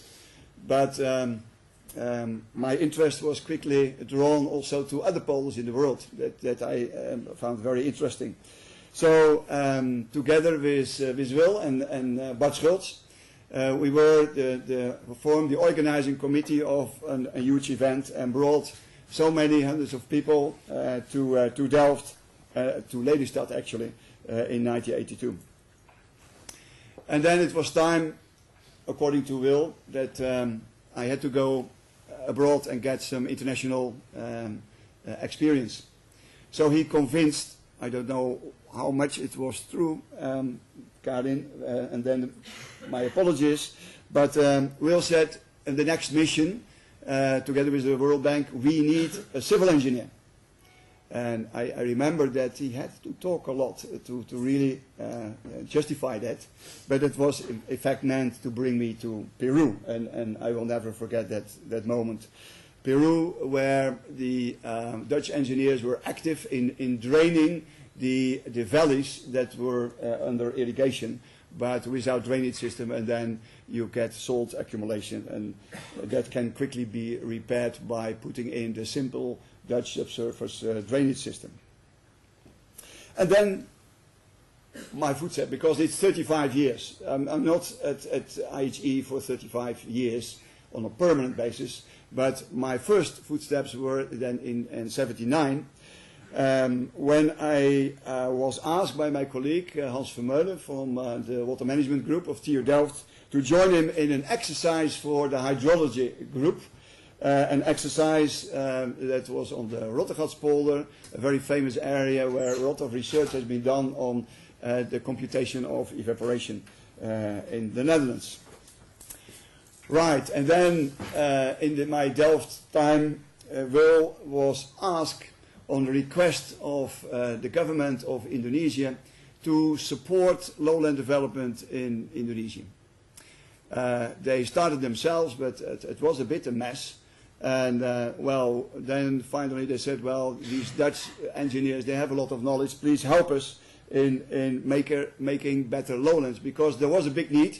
The overpopulation of Java and Bali and Madura was such that they wanted to develop the more isolated areas in Sumatra and Kalimantan and Sulawesi and Irian Jaya.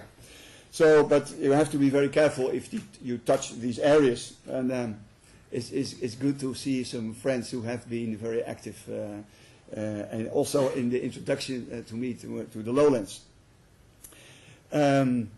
These are a few pictures, different from what Bart Schultz just showed. It's much more development.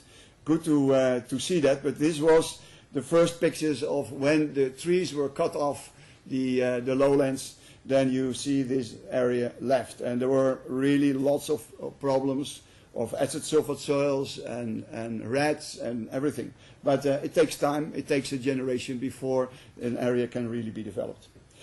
I was asked to go to Indonesia to coordinate a joint research, because that was the solution of Will. Let's bring research institutes from the Netherlands and from Indonesia together, and let us first examine what actually the problems are, and then we ended up with a symposium. And here you see the pictures. So it was Dr. Siono as the Minister of Public Works for Indonesia, and you see also Mrs. Smith-Cruz, we said at the time, Mrs. Cruz, as the then active Minister for Public Works of the Netherlands. And it was Bart Schultz who was very helpful in the production of the various symposium proceedings and the research papers. So, in the meantime, Will became also rector of this institute.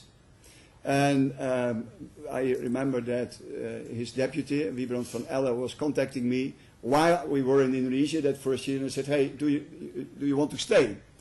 And in the meantime, Truus and also my children, they like it very, very much over there. And even with the news that if we wanted to stay, we had to move to Bandung instead of Jakarta. And that was not really a punishment, I can tell you. That is where I met a lot of people, and I'm still grateful. What we did there actually was building an in-house training institute, especially for the Ministry of Public Works, as a substitute to bringing all these people to Delft all the time. And now they got their own in-house training center. I see Wouter Deperweg. Deperweg sent me a message this morning, very, very nice. Ron here and Wiebrand van Elle, and that was a bit the team that was transferring the courses from Delft to Bandung. So I was coming back later to IHE. After 2 years, I was asked to take the responsibility for becoming the deputy director and later on the vice rector. I could do that for 7.5 years, and actually I was witnessing over the time many people. The first man that I met when I entered in 79 was Professor Mossetman, And looking back now to all these professors, I think that they all were the right people at the right time. It was Professor Mosterdman who's building the foundation for the institute. This was very crucial, I think, and he was the only perfect man to do that. And then Wil Zegeren came, and Wil Zegeren was the man. He was a builder. He was a doer, and he knew what he wanted, and it was an IHE, much bigger, and a house. And that was his achievement, even a new house. And then it was Wim van Viersen as his successor, who was the right man to negotiate, I think partly with Andras, to become this institute, a UNESCO institute, in 2003. And then the first UNESCO-IHE rector was Richard McGank, who really structured the institute further. And now you have seen our rector, Andras, who has connected our institute to the real water agenda in the world and the water arena. If I think back to the man who was so crucial, I think, for what we are at the moment, UNESCO-IHE, then it was Wil Zegeren, who always had this kind of institute as it is now, and where, of course, others took over, had in his mind. So after my period of being vice rector, I got more time to devote on capacity building projects, and one of them was Yemen, the place where Professor Babaki was living and working. And for those who have never been in Yemen, Yemen is a very special country. I've never seen a similar country. Beautiful, really beautiful, but also a bit special in terms of the life of a Yemeni. A Yemeni man in the early morning has only one concern, is getting his portion of cat.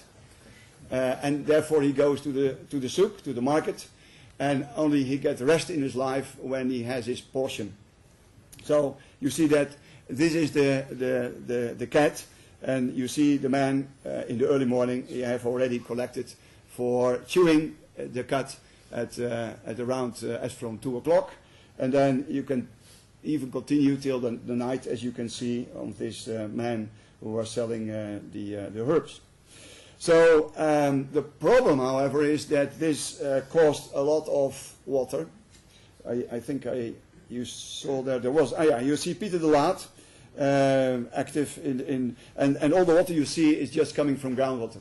So the cat is irrigated with groundwater, with an effect that groundwater levels drop for over 3 meters per year.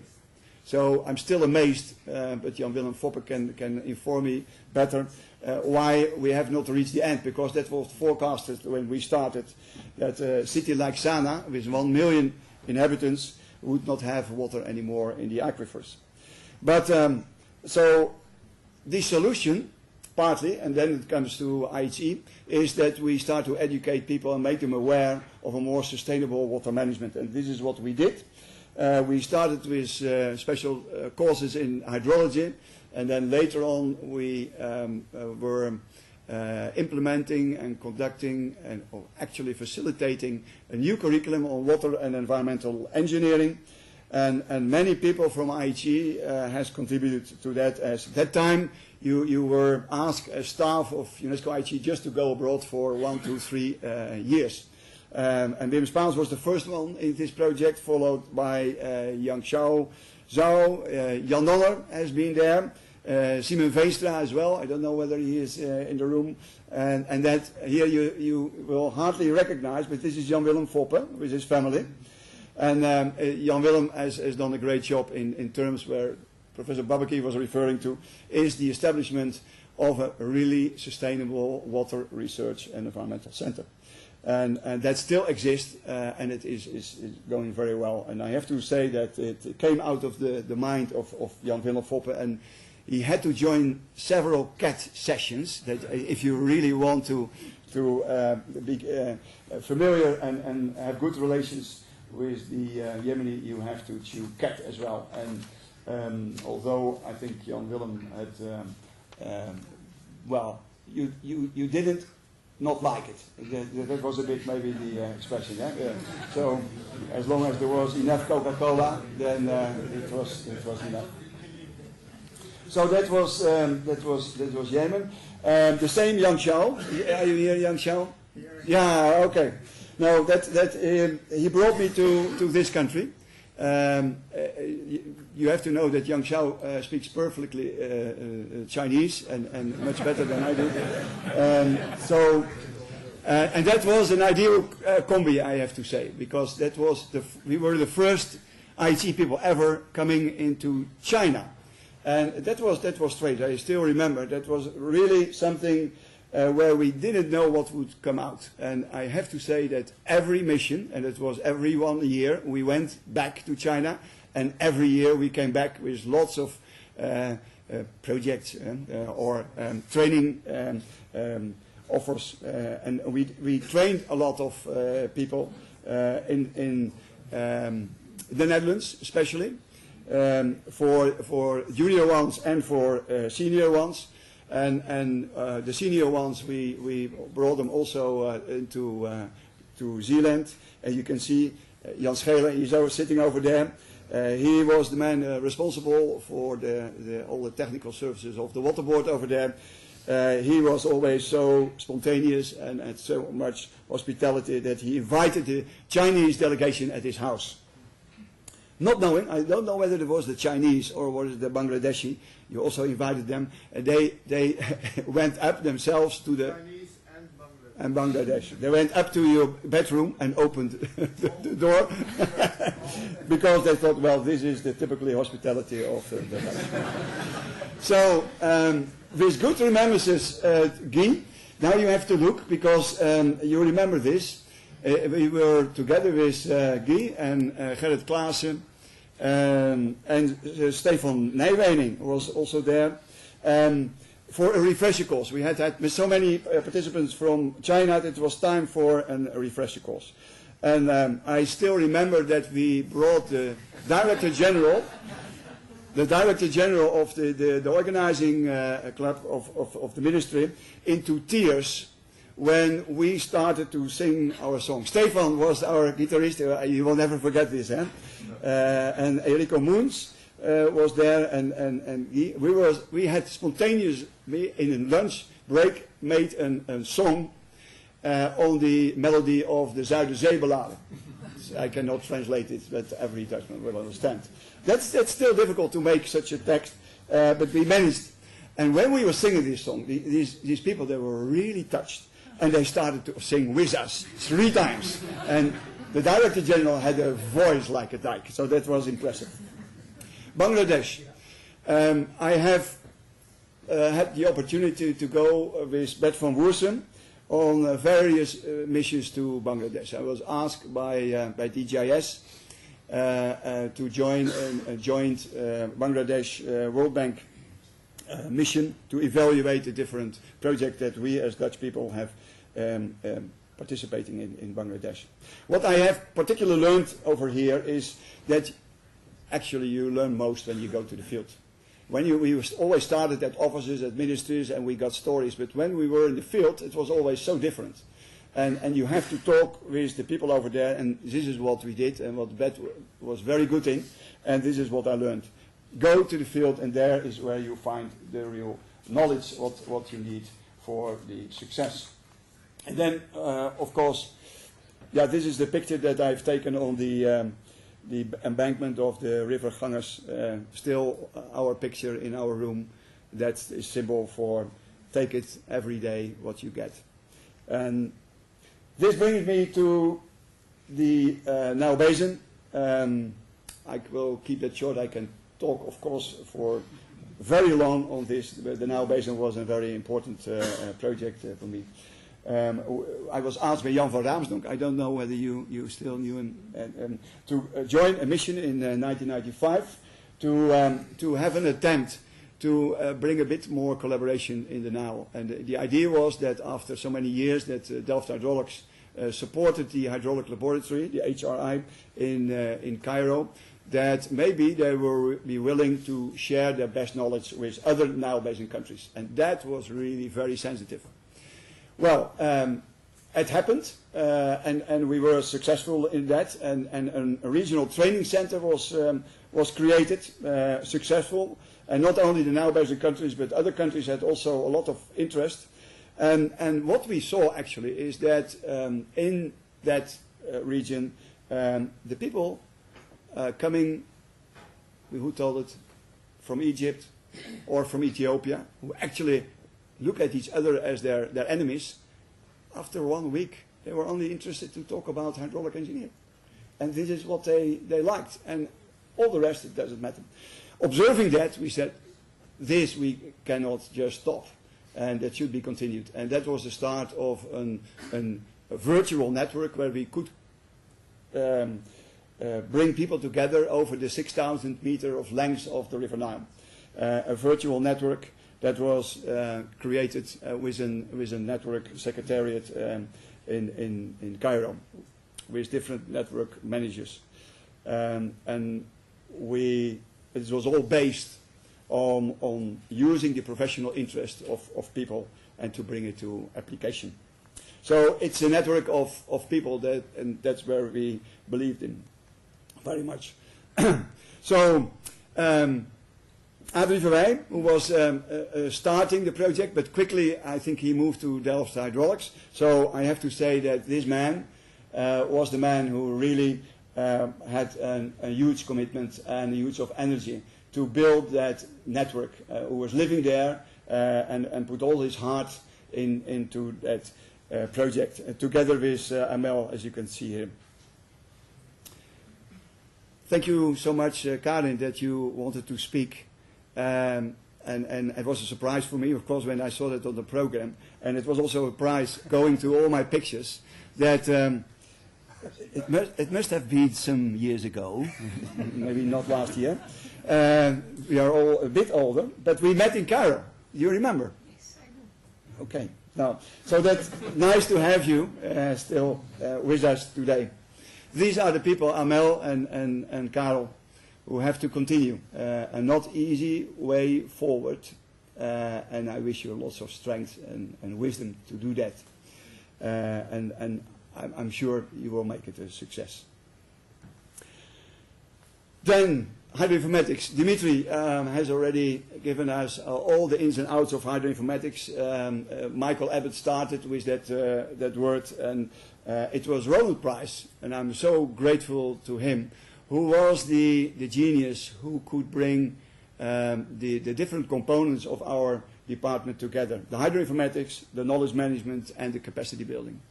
And he was convinced that it could be, they all look a bit different maybe to the different aspects of knowledge, but they all contribute. Knowledge management and capacity building are just two sides of the same model. So these people in the department, Michael Abbott and Roland Price and Dimitri and Arthur Manette, were my hydroinformatics champion. I was not really a hydroinformatician, but I learned a lot from them, and I was just trying to manage the department. So with my increased knowledge on knowledge management, I entered, as you just mentioned, I just mentioned in the Nile region, but then later on also the Collaborative Knowledge Network in Indonesia, and together with Wouter, the Asia Pacific Water Forum network of water knowledge hubs. So knowledge networking became really an important aspect of my life. But you have, when you went into these details, so looking at the time, I want to share with you my last project, which was really an interesting one that I did for UNESCO-IHE. Thanks to Stefan, again. I still remember that you were calling me and you said, well, we are going to work in Jakarta Indonesia, and we need a guy like you. And he said, well, I'm too busy, I have no time. And he said, well, that's then a problem for you, but you have to join us. And I have to thank you at this moment, because it's a really fantastic and fascinating project I was dealing with this last year. The point is that Jakarta is sinking rapidly due to the immense extraction of groundwater for its water supply. In the last 10 years, the northern part of Jakarta has subsidized tremendously, in the order of 0.5 meter to 1.5 meter in 10 years. Can you imagine? That is huge. And I think I have a photo of that. So in 10 years' time, well, this is even in 6 years' time, you see where the man pointed his finger, there was the sea level in 2007, and 6 years later, you see where the sea level was. So that is creating a lot of problems. And of course, you see that Jakarta is hit from both sides, both from the sea and from the rivers.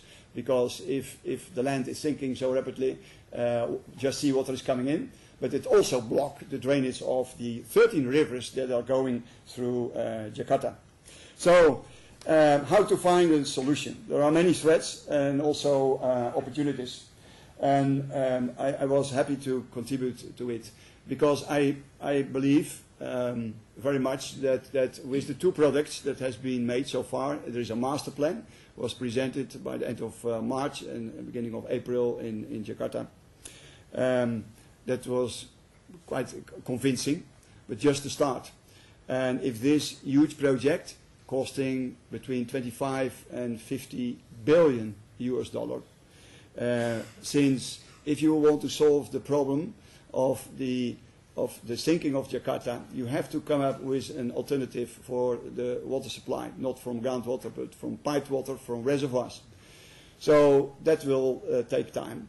The second thing is that the thinking will continue still for decades, and that means that in order to give the rivers a free flow, you have to create a retention bay that is lower, and the idea is that it is 2.5 meters lower than the sea, in order to guarantee that outflow. Well, then you realize that in order to do this, the quality of the water of the rivers that are debouching their water into that bay should be of good quality, and that's not the case if you realize that only 2% of the 10 million people in Jakarta have access to sanitation. So everything relates to everything, but the time bomb is ticking, and therefore it was my and is my conviction that this project will never take off unless hundreds of people will be trained. And capacity is built of so many, not only people, but also organizations. So you see an example from the capacity building modalities that we have proposed to take off this year and next year. So, my 12 lessons that I learned in 35 years of IHE. Building the capacity of people is the best long-term investment. Managing professionals, don't do it. There are better alternatives. There is more relevant knowledge in the field than at IHE. Real leaders have followers. Everyone can be a leader, however, in his or her own right. At your place, everyone oversees a part of an organization, and you can be a leader. And my simplest management rule was always pay attention to your colleague and create and maintain a healthy atmosphere. Knowledge sharing is power, but enthusiasm pulls the switch. I've learned that in IHE, I've learned that in my training for the marathon, no gain without pain. And success always have many fathers, but failure is an orphan. And I was asking myself, where am I? Don't live to work, but work to live. I I hope I was on the right side because I liked my work so much. But maybe my wife is thinking differently. Missions longer than 3 weeks are not healthy for the relation with your partner. Okay, some of you had the same experience. And not good for me, maybe. Without a supporting partner, I would have been much less effective. A few reflections. I should maybe not take it that long as I had in mind, because I promised you that, and I'm close to the time not to take it too long, because the words of thanks are maybe more important. But go with me quickly through the history of IHE. We started in 1957, and then we were called the International Course in Hydraulic Engineering. That was the name of this institute. Then gradually the idea came that sanitation was important. So first with a European course and then with an international course for sanitary engineering. The institute was broadening. And then in 1966, Peter, you were not there yet, but you know everything about it. We celebrated that 25 years, I still remember, of the International Course for Hydrologists. And in 1971, the International Course of Environmental Science and Technology. And that was the moment that the original name of international courses was not really relevant anymore. So the official name became International Institute for Hydraulic and Environmental Engineering. Rose, you asked me recently, I said, I can never find where IHE stands for. So I think that's true. That's also good, maybe. UNESCO-IHE is now maybe our slogan and logo. But there was a time when we added another program that was, where is the trend, that Wil Zeger said, well, we can use the I once again. So it was that time the International Institute for Infrastructure, Hydraulic and Environmental Engineering.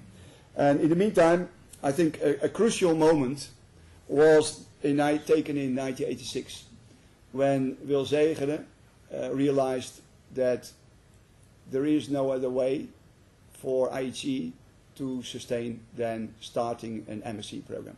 Well, Kees, you remember, that was critical because we were just a child of the big TU Delft. And to get the right to do an MSc, that was not really good. Fine institute, but not really good for us. But we always a fighter, as you know, and finally we started actually on his own guts, the MSc, and he made some arrangement with Wageningen, and we started. So the other two courses that continued, you see. And then in 1994, actually another milestone was put by the first PhDer, Nini Kain from Myanmar, who got their PhD, first PhD. And you can imagine now we have around 140, 150 active at this moment. So what a fantastic achievement, you can say. So the management style was different in all cases. The old manager, that was Mostertman, who he managed his institute just by, I couldn't find the faces of other secretaries. I don't know. Caroline, you were there. Sorry that but this is a good advertisement for you. Huh? I think you were there in the very early moments, and I know that Mostertman had a secretary for the coffee, and a secretary for field trips, and a secretary for almost everything, and I think 5. And that was the good time of Mostertman, who managed the institute just on his own and with the help of secretaries. Zeger was a bit different. He reorganized it and said, well, I need some people around me. So it was Guy and myself, and then Jan Herman and Piet Finkenstein. Are you around? No, but we formed the team, so to say. And Wil was very much a family man. He can be very tough, but he was very much a family man. And we had our difficult discussions always at his boat. Then he was for sure that we couldn't escape. I think that may be one reason. And we didn't understand it also so much because we were in the boat, but during daytime we were only sailing, working very hard. And then after the dinner, we started our discussions about the future of the institute. And that could end up to 3 o'clock. Jan Herman was always the last one, I think, who went to bed with more than enough whiskey. But that helped a bit to be open to each other. Then it was Wim van Viersen, who was leading the institute. I think Wim also was the real perfect person in the right time, who brought us in a good way to UNESCO. And he had the structure was changed. There were 2 vice rectors of academic postuur, Huub Savenijen and Maarten Blokland. And then you see that there were heads of departments were under them. And then it was Richard who was coming to us. He restructured again a bit, and he was the first UNESCO-IHE real rector. And he extended the management team with representatives of the 5 scientific departments and the 4 supporting departments. Then the new managers are here, and in a new structure, as you can see here. An academic institute should be led by academics and by professors, is the statement of Andras. Or was the statement, I don't know, but it doesn't matter anymore, because soon your retirement and other people will for sure change it again. But all these kind of structures brought us further to where we are. My thanks. I thank the Institute for giving me the opportunity to explore myself in the way that I felt happy. Having a symbiosis with my private life and my work. We got freedom to do that, and also with my hobbies, as you can see here. My hobbies was, several people have already referred to it, was in the cooking. And actually it was Wil Zegeren who brought me to cooking, because he was joining the Cuisine Culinaire Néerlandaise in Bunnik. And in order to see Wil still regularly, I'm still member of that club in Bunnik. It takes me a lot of time to travel there, but it gives me also the opportunity to every 3 months to pay a visit to Wil. We were cooking with management, and that was a great fun. Sporting, Andras, you see yourself.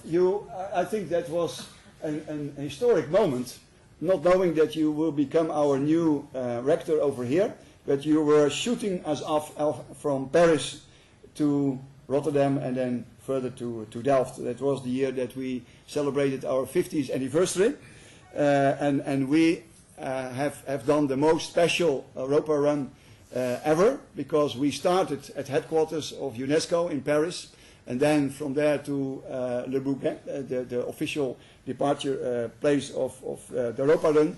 And then when we arrived on the Koolsingel in Rotterdam, we got special police guidance bringing us to Delft, to this place. So we had connected. Actually, it would have been much cheaper to take you immediately along, but you said that would be the end of your life. Okay, so thanks to Vera, we continue to spinning for Sophia, and there are other people, my friends, are also doing this here in this room. And Waterloop in Lelystad, where we won to our surprise, because we had Frank Wiegman with us. And he was the Netherlands champion on the 1500 meters, and nobody knew that. So he was our big truth. So organizing events, that was fun, like this one. And then, Andras, you have already referred to it.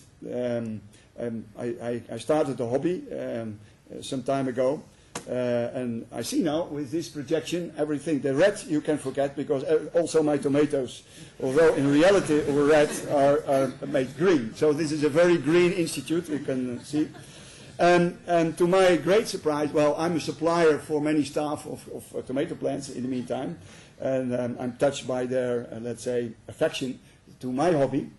But now you see that the cook, who's going to give some of us some food tonight, is starting his own garden next to my room somewhere in the back of IHE. And I think people give regularly water. So the first tomatoes are there, but John is a bit afraid that Dennis will pass by and eat the tomatoes. Thanks to my colleagues. The early birds who always open for me sometimes, because sometimes I'm waiting the door for me. And I think that are the first people I see in IHE. And IHE, I can tell you, without people is really nothing. It is, you feel a bit afraid. But once the first people come in, it's IHE, and these are the early birds. They are quickly replaced by some maybe more pretty people that we have in-house as well. These are the ladies at the front desk, as you can see, and I'm also grateful to them. Next to a front desk, we have also a backbone, and these are really great people. Starting with Ries Hakeraat is already mentioned, and now with other people, too many to mention, but there are a few here. I feel this is a crucial department for our institute, and the work you are doing is not always seen, and maybe not always enough respected, but this is great what you are doing. Of course, as a manager, it's important to have good relations with your personnel caretakers, and I think there are a couple of them. The first started, Piet Finkenstein was the first one, then Jouke Heringa, and then it was after that professionalized by ladies. And Gabriella was, I think they are maybe better managers. Gabriella was paying a lot of attention also in what more difficult periods of our life recently. Then I'm maybe not a computer illiterate, but also not so much more. So when I have problems at my house, then I always go to my brother Peter, and then he helps me. And in the house here, then first I go to Karel, who is always my direct problem solver. But when it is going further, then these people has helped me enormously. So thank you so much for that. Next to water, food is the most important thing, of course, in the life of an IHE person. So Ruud and Sylvia and Monique were the first great people. Also thanks to Ruud, who was really instrumental in letting us run the Europa Run. And now you see the Esther and Robert, and Robert is now the chief. He's not anymore with us, and Loes. So these are, of course, for IHE the most critical people, critical in terms of our sustainability.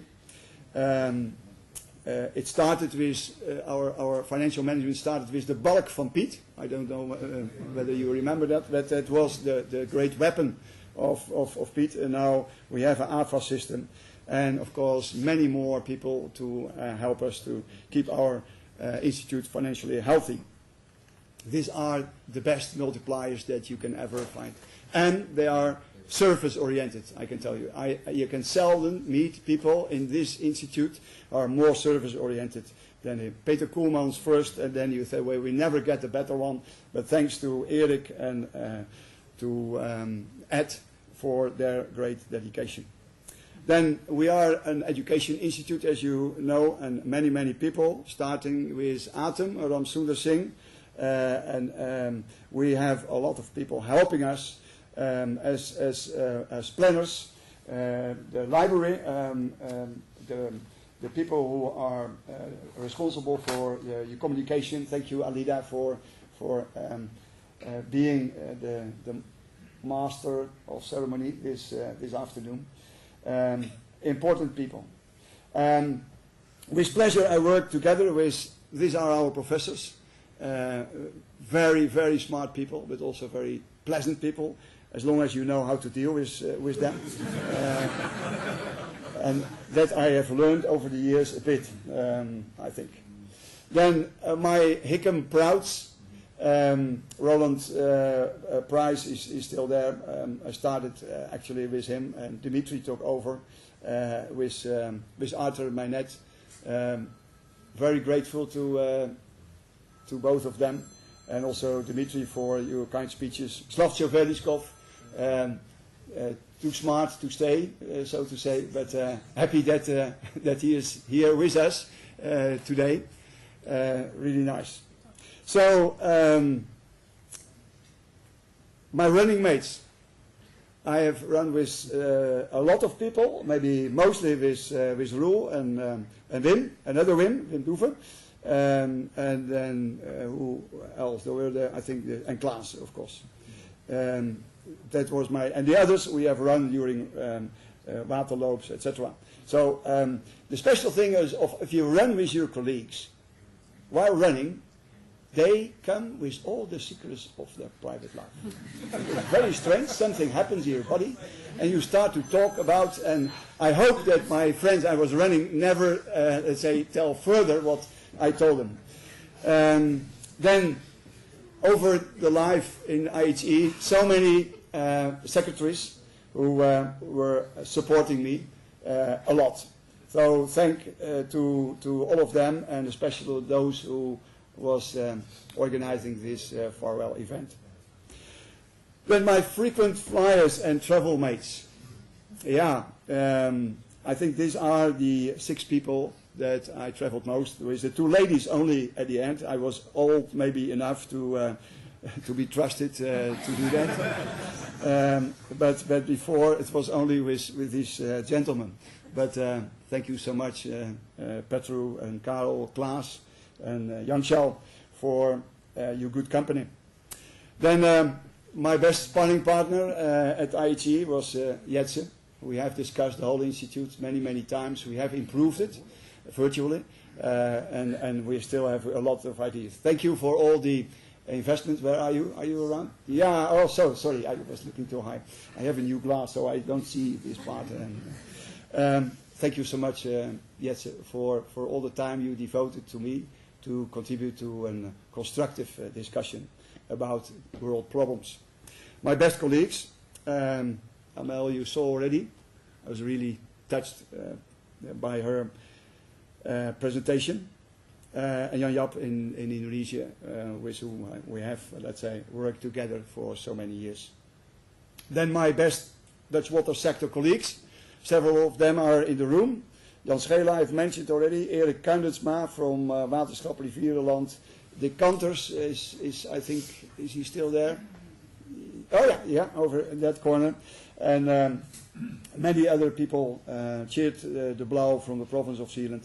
This institute, thanks a lot to our environment, so to say, and the hospitality that is offered mostly by water boards a bit further away from Delft, I have to say. So when you come in Zeeland, I think you get the largest hospitality and treatment that you can ever wish. And we are very grateful. Also Rivierenland was, I think, performing very well. So I want to give this to the colleagues. If you ever need a person, then you can contact them. Then, yeah, my colleagues of the last 2 years. Guy, we were starting together long ago, together with Will. And his will was wet, I think, to a large extent. It is also clear. And only on special meetings we were allowed to bring in our wishes. But we were one team, very much. And we spoke with one voice to the outside world. Thank you for all the lessons learned in capacity development. Thank you so much for being the organizer of 5 events on water sector capacity development.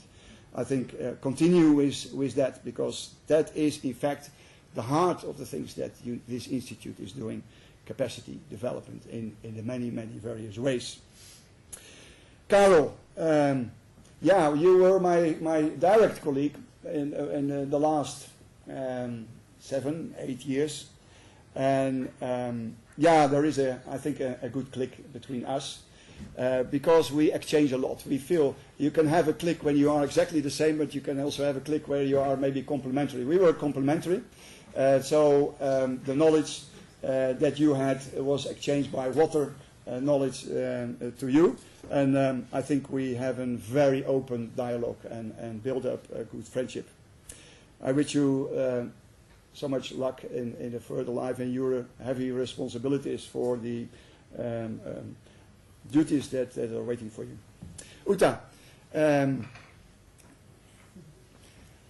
in public now I will confess that it was a shame that Guy and I were thinking so long whether we would recruit you, yes or no. It was really stupid of us. And we are so happy that after rethinking from our side that we came with the advice to bring you into the group, and there was never one day that we have regretted that decision. So let that be in public the best confession that I can make. Thank you so much. You are a flower and I think a butterfly in our department. Butterfly who is flying very, very fast. I think you have noticed how fast Uta can speak. Now she's in everything that fast. If in the morning I'm a bit early, but when she's coming in, you hear that's Uta's coming in. So the two people who did the PhD with us, I think we are also very grateful for being with us. So my teacher, masters, leaders, I think I have said already a lot of Will. Will was my first teacher, and he was only later maybe I learned how important he has been for me, especially when it came to leadership. He was, in my opinion, the real leader who had not only the vision but also the guts, because he was a street fighter at the end when it was needed, and he was successful. So it's really a pity. I'm going to visit him soon, and we have, like every 3 months, a kind of chat about the future of this institute. Roland, he has sent me a long letter, and I'm so grateful to him. I know that he has to take some surgery soon, but he was for me the big integrator. And Roland can speak with everybody. He can adjust to every line, to the highest level and also to the lowest level, to make his point clear. And then last but not least, my last teacher and master, Wouter. Wouter, you have inspired me the last 7 years when we met first in I think it was in Singapore, to jointly start up the activities around the Asia-Pacific network. And then you were the inspiring and very important person for our Dutch society in the bank. And our combination exchanges led to many ideas. And one of the ideas was indeed to give UNESCO-IHE responsibility to handle 2.5 million money from DGIS, but once given to the bank, it's not DGIS money anymore. And then Wouter takes care that it is still seen a bit as there is some history behind the money, let's put it in this way. So, and we were very happy that it will be a continuation with another 7.5 million. You brought me to the importance of leadership. And the last symposium that we have had, I think we really came to a very good cooperation. And I'm looking forward to your contribution as the director of this new program, the International Water Leadership Program. And you were also, to a great extent, the architect of it. Many more words to say, but thank you also for your friendship. Wouter will never go to sleep before he has answered any kind of email or SMS. And thank you for that. Last, and of course not least, Truus, you were my partner in my life for more than 40 years, married. And this is the real picture is from the mouth of my oldest grandchild, Eva. Yeah. Without your partnership and your giving me the freedom to explore my own capacities, I would never been and could never have done what I've done. And I know that I'm in my heart very grateful for what you have given to me. I also admire you for the way you got through the difficult years, just the last 2 years. Your optimism and your continuation on that. And you're looking now better than ever before. So, thank you. You have to tell that the life of a person at UNESCO-IHE is maybe not so easy. If you take, I was making a quick calculation a few days ago. Any idea how many kilometers I have flown in an airplane? I don't dare to share, because I know that nowadays is always translated in how many trees you have to plant to compensate the CO2, and it is just over 2 million. And I had no idea, but going back through ICV, I couldn't. What was even shocking last night when we were talking about that, is that how long have I been away from home? And I just had the idea of just, a couple of months. Of course, we have missions of a week and 10 days and the maximum 3 weeks. I have been abroad for IHE for more than 4 years. So I realized now at that time, you were raising the children.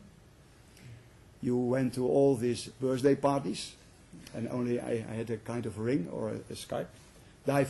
Life, by the way, in the beginning was quite different than it is now. You can imagine the first trip to Peru, I still remember. There was one telephone call in 2.5 weeks. And then I had to be up in the middle of the night, I think, to pick the phone. And now we have every day on missions contact over Skype. So in that respect, I think it has much improved.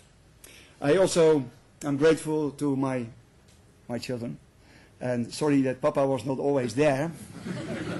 But I can tell you, there was an age that when I was trying to make some corrections in the life that, let's say, was evaluating a bit in the wrong way, to my opinion, coming back from missions. And then I think it was Marit who said, "Pa, when actually is your next mission?" So then I knew enough, but that's not the case anymore. So I hope that we get more time to share, as we could do 3 weeks ago, all on holidays with the whole family. 10 in Greece. That was great, and we enjoyed it so much. And these are our beloved grandchildren. Who is that? Eva. And the other one, I don't know what happened over there, and I don't want to interfere in the raising and education of my grandchildren. And then, we got some good news. That maybe is the next one. Everything's still all right? Okay.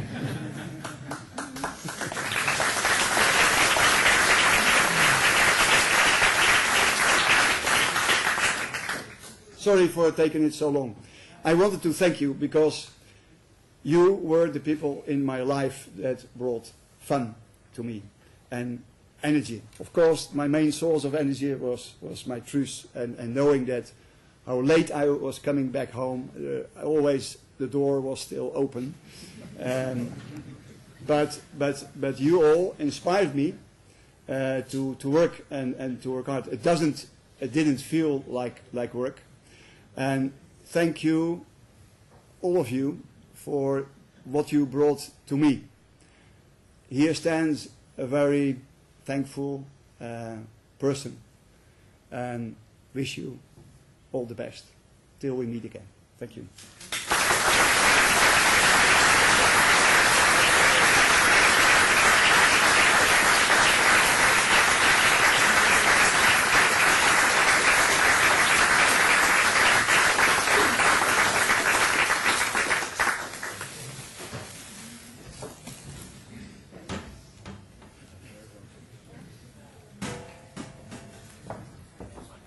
This is a Jack in the Box. Well, that's something for a new beginning. Yeah, that's Boxes of tomatoes. That's right. Yeah. So I would like to present you on behalf of the Institute with this sculpture, which represents the new beginning. Oops. There I go. Thank you very much. Good.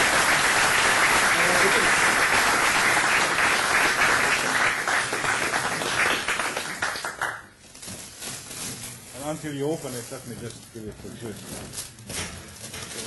And hopefully you can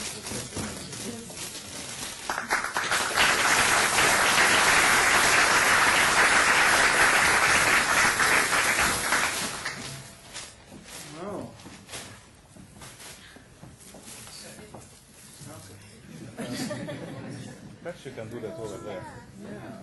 Sorry? Yeah. Oh, wow.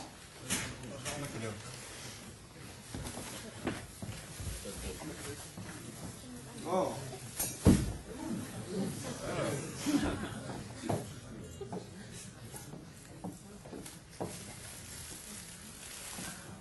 This will All right. get Come to surprise. a very nice place in our house.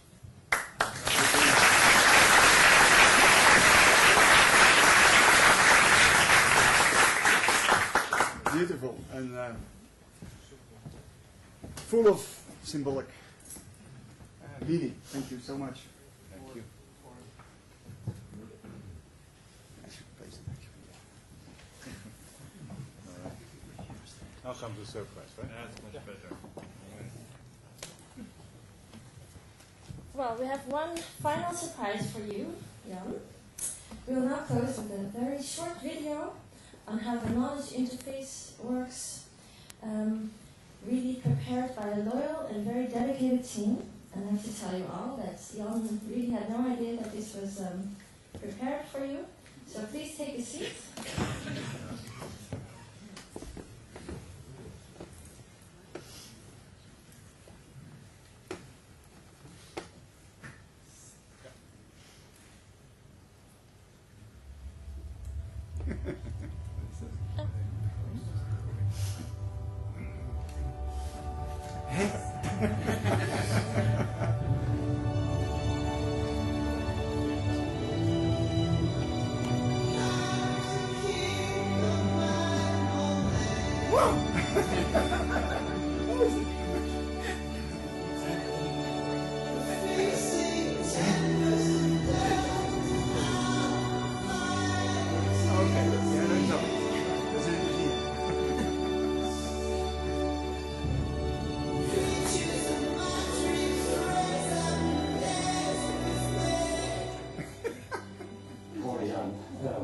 What are you doing to us?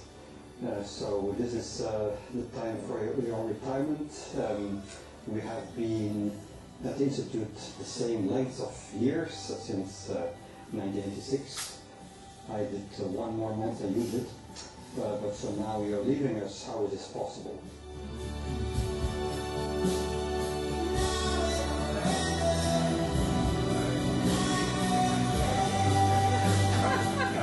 My big disillusion in my life is that I never managed to reach the same level of positive energy that you gave to the Institute and to our team, and also that I never managed to keep looking as young as you are still doing. You have now plenty of good time to spend with your family and with your grandchildren, which is going to be fantastic. We together we also share one baby, so to speak, which is the concept of capacity development. So all the best to you, and thanks for this long partnership.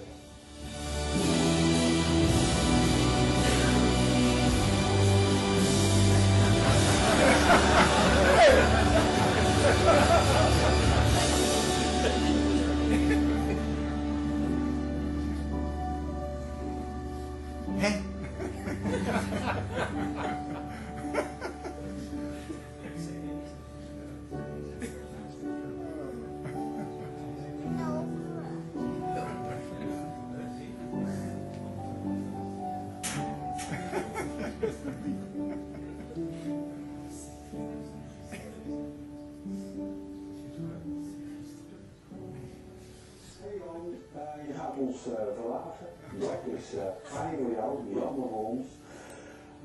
Ik ga jou zeer zeker missen als bevriende collega.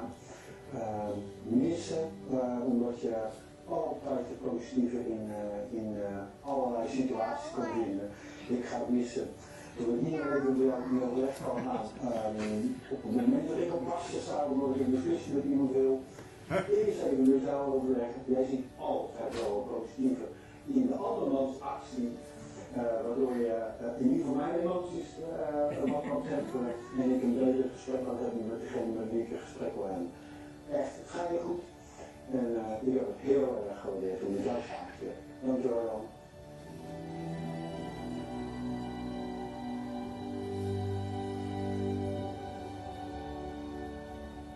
Jan, I also wanted to wish you well in your retirement.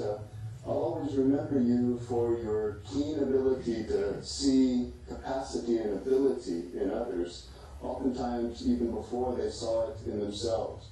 And for me, in the very early days of my time at IHE, you saw the potential of a new head of department, which I would have never even imagined for myself. So thank you for seeing that in me. Thank you for your support then. And in the years since, I wish you very well in your retirement.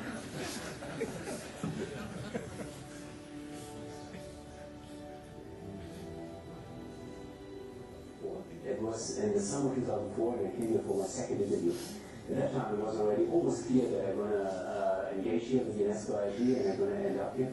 You approached me, it was down near the coffee machine, it was down there, and you gave me a lecture, and we know you can lecture for some 15-20 minutes, and you explained me what UNESCO-IHE is all about. And after the lecture it was quite clear to me that's the place where I'm going to work. Thank you very much for bringing me here, and I'm sure you brought many others to this institution. Thank you so much for all you have done in the past, and I'm looking forward to collaborate with you in the future, and all the best for your very active retirement.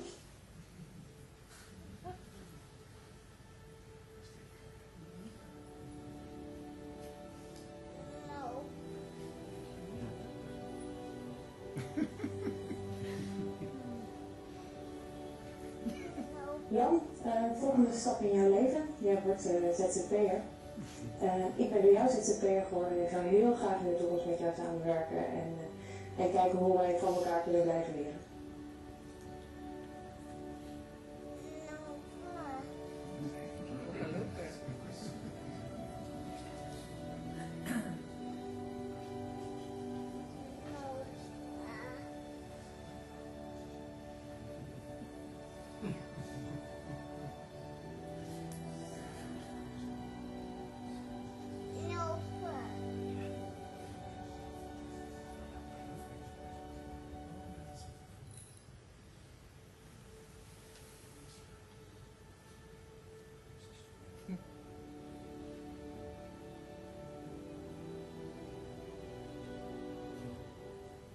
Jammer dat je weggaat. We hebben heel lang samengewerkt. We hebben de laatste jaren niet veel samengewerkt. Ik denk dat misschien de meest intensieve periode waarin wij samenwerkten was ten tijde van de voorbereiding van een ander afscheid, dat van Wild Segeren, nu al aardig wat jaren geleden. En het enige wat ik eigenlijk tegen je wil zeggen, en zie dat maar als een compliment, als jij ook een zeilboot had gehad en als we daar vaak niet waren deze zeilen, dan was ik ter gelegenheid van jouw afscheid ook in het water gesprongen. Ik denk dat je weet waar ik het over heb. Jan, het ga je goed. Ik hoop je nog gauw te zien.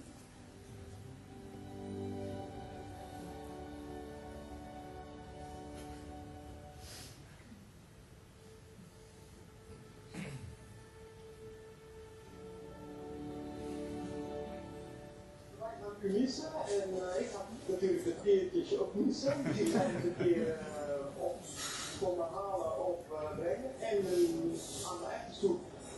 Dat zou ik elke keer als ik het maakte van u denken.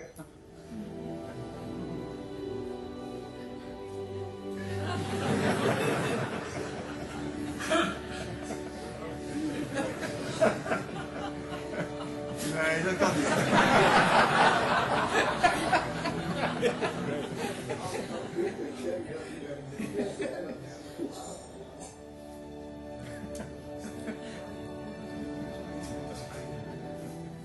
Ja, waar ik aan denk bij Jan is, dat is echt een schatje. Ik heb heel veel plezier voor hem en heeft het ook gedaan. Hij was echt een van de allerleukste en liefste dames die ik ooit gehad heb. En het is jammer dat hij weggaat.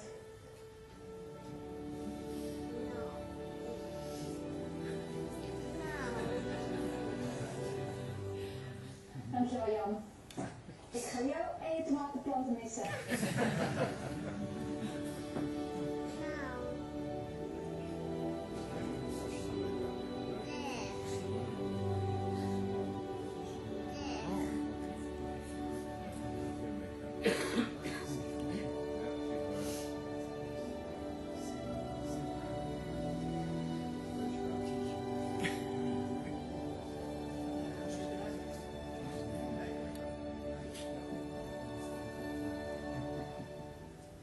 Ik ken hem nu 12, 13 jaar. Begonnen met heel rustig. Ik ontmoette hem voor het eerst en ik vond het een energieke man. Ik denk dat het een man is die in de afgelopen jaren zoveel kracht, energie, liefde en menselijkheid heeft gegeven aan het instituut, aan ons allemaal, in zijn samenwerking, in zijn manier van doen. Als er iemand een echte people manager was, als er iemand in staat was om het beste in mensen naar boven te krijgen, dan was Jan het wel, in ieder geval in mijn beleving. En ik heb een fantastische tijd met hem gehad in Indonesië, in het Nijlgebied, in de Asia Pacific region. Ik ben hem daar ontzettend dankbaar voor, ik heb heel veel van hem geleerd. Ik vind het vreselijk jammer dat de tijd is gekomen dat hij met pensioen moet gaan, maar jou kennen we, blijft hij zitten. Dus dat gaat wel door. Kortom, we zullen hem zeker nog wel zien, maar formeel, als collega, raak ik hem kwijt, dat vind ik vreselijk jammer. En ook, ik hoop in ieder geval niet dat ik hem als vriend krijg.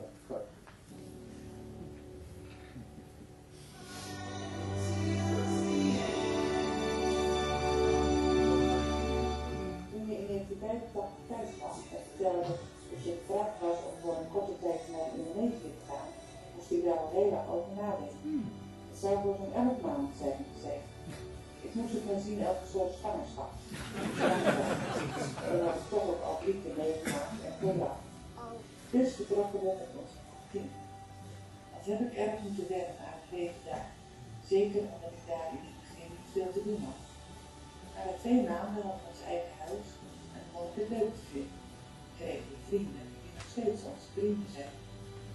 Het is een heel mooie en bijzondere tijd geworden, die gelukkig langer duurt dan de 11 maanden. We hebben er 3 fantastische jaren meegemaakt, waarvoor ik jou, maar ook het IHE, enorm dankbaar ben. We hebben ook wel veel tijd zonder elkaars tijd heeft meegemaakt.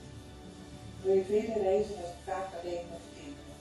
Als ik s'avonds naar bed ging en naar de maan keek, als hij er was, dacht ik altijd, als jij er ook naar kijkt, zijn we toch niet bij elkaar. Ik ben ook blij dat ik veel van je collega's heb mogen leren kennen. Ik ben nog nooit 1 dag met tegenzin naar je werk gereden en het kan alleen maar als je met zulke fijne mensen samenwerkt. De betrokkenheid van je collega's hebben wij als gezin ook mogen ervaren in moeilijke tijden. Daarvoor ben ik er ook heel dankbaar.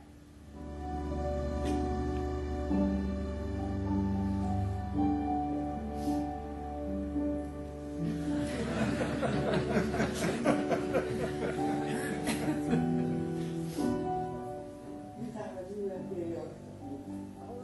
Ook van harte dat we een mooie toekomst voor ons hebben. Waarin we heel lang mogen genieten van elkaar, onze kinderen en kleinkinderen, onze vrienden en onze familie.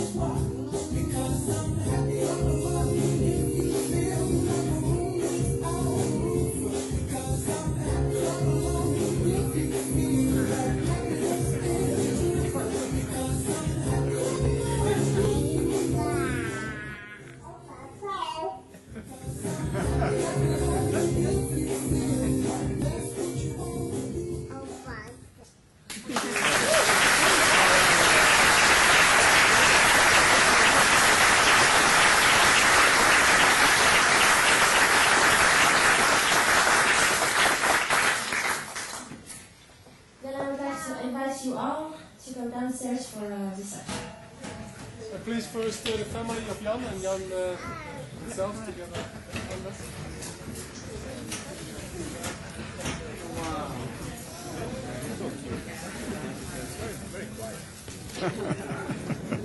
Yeah.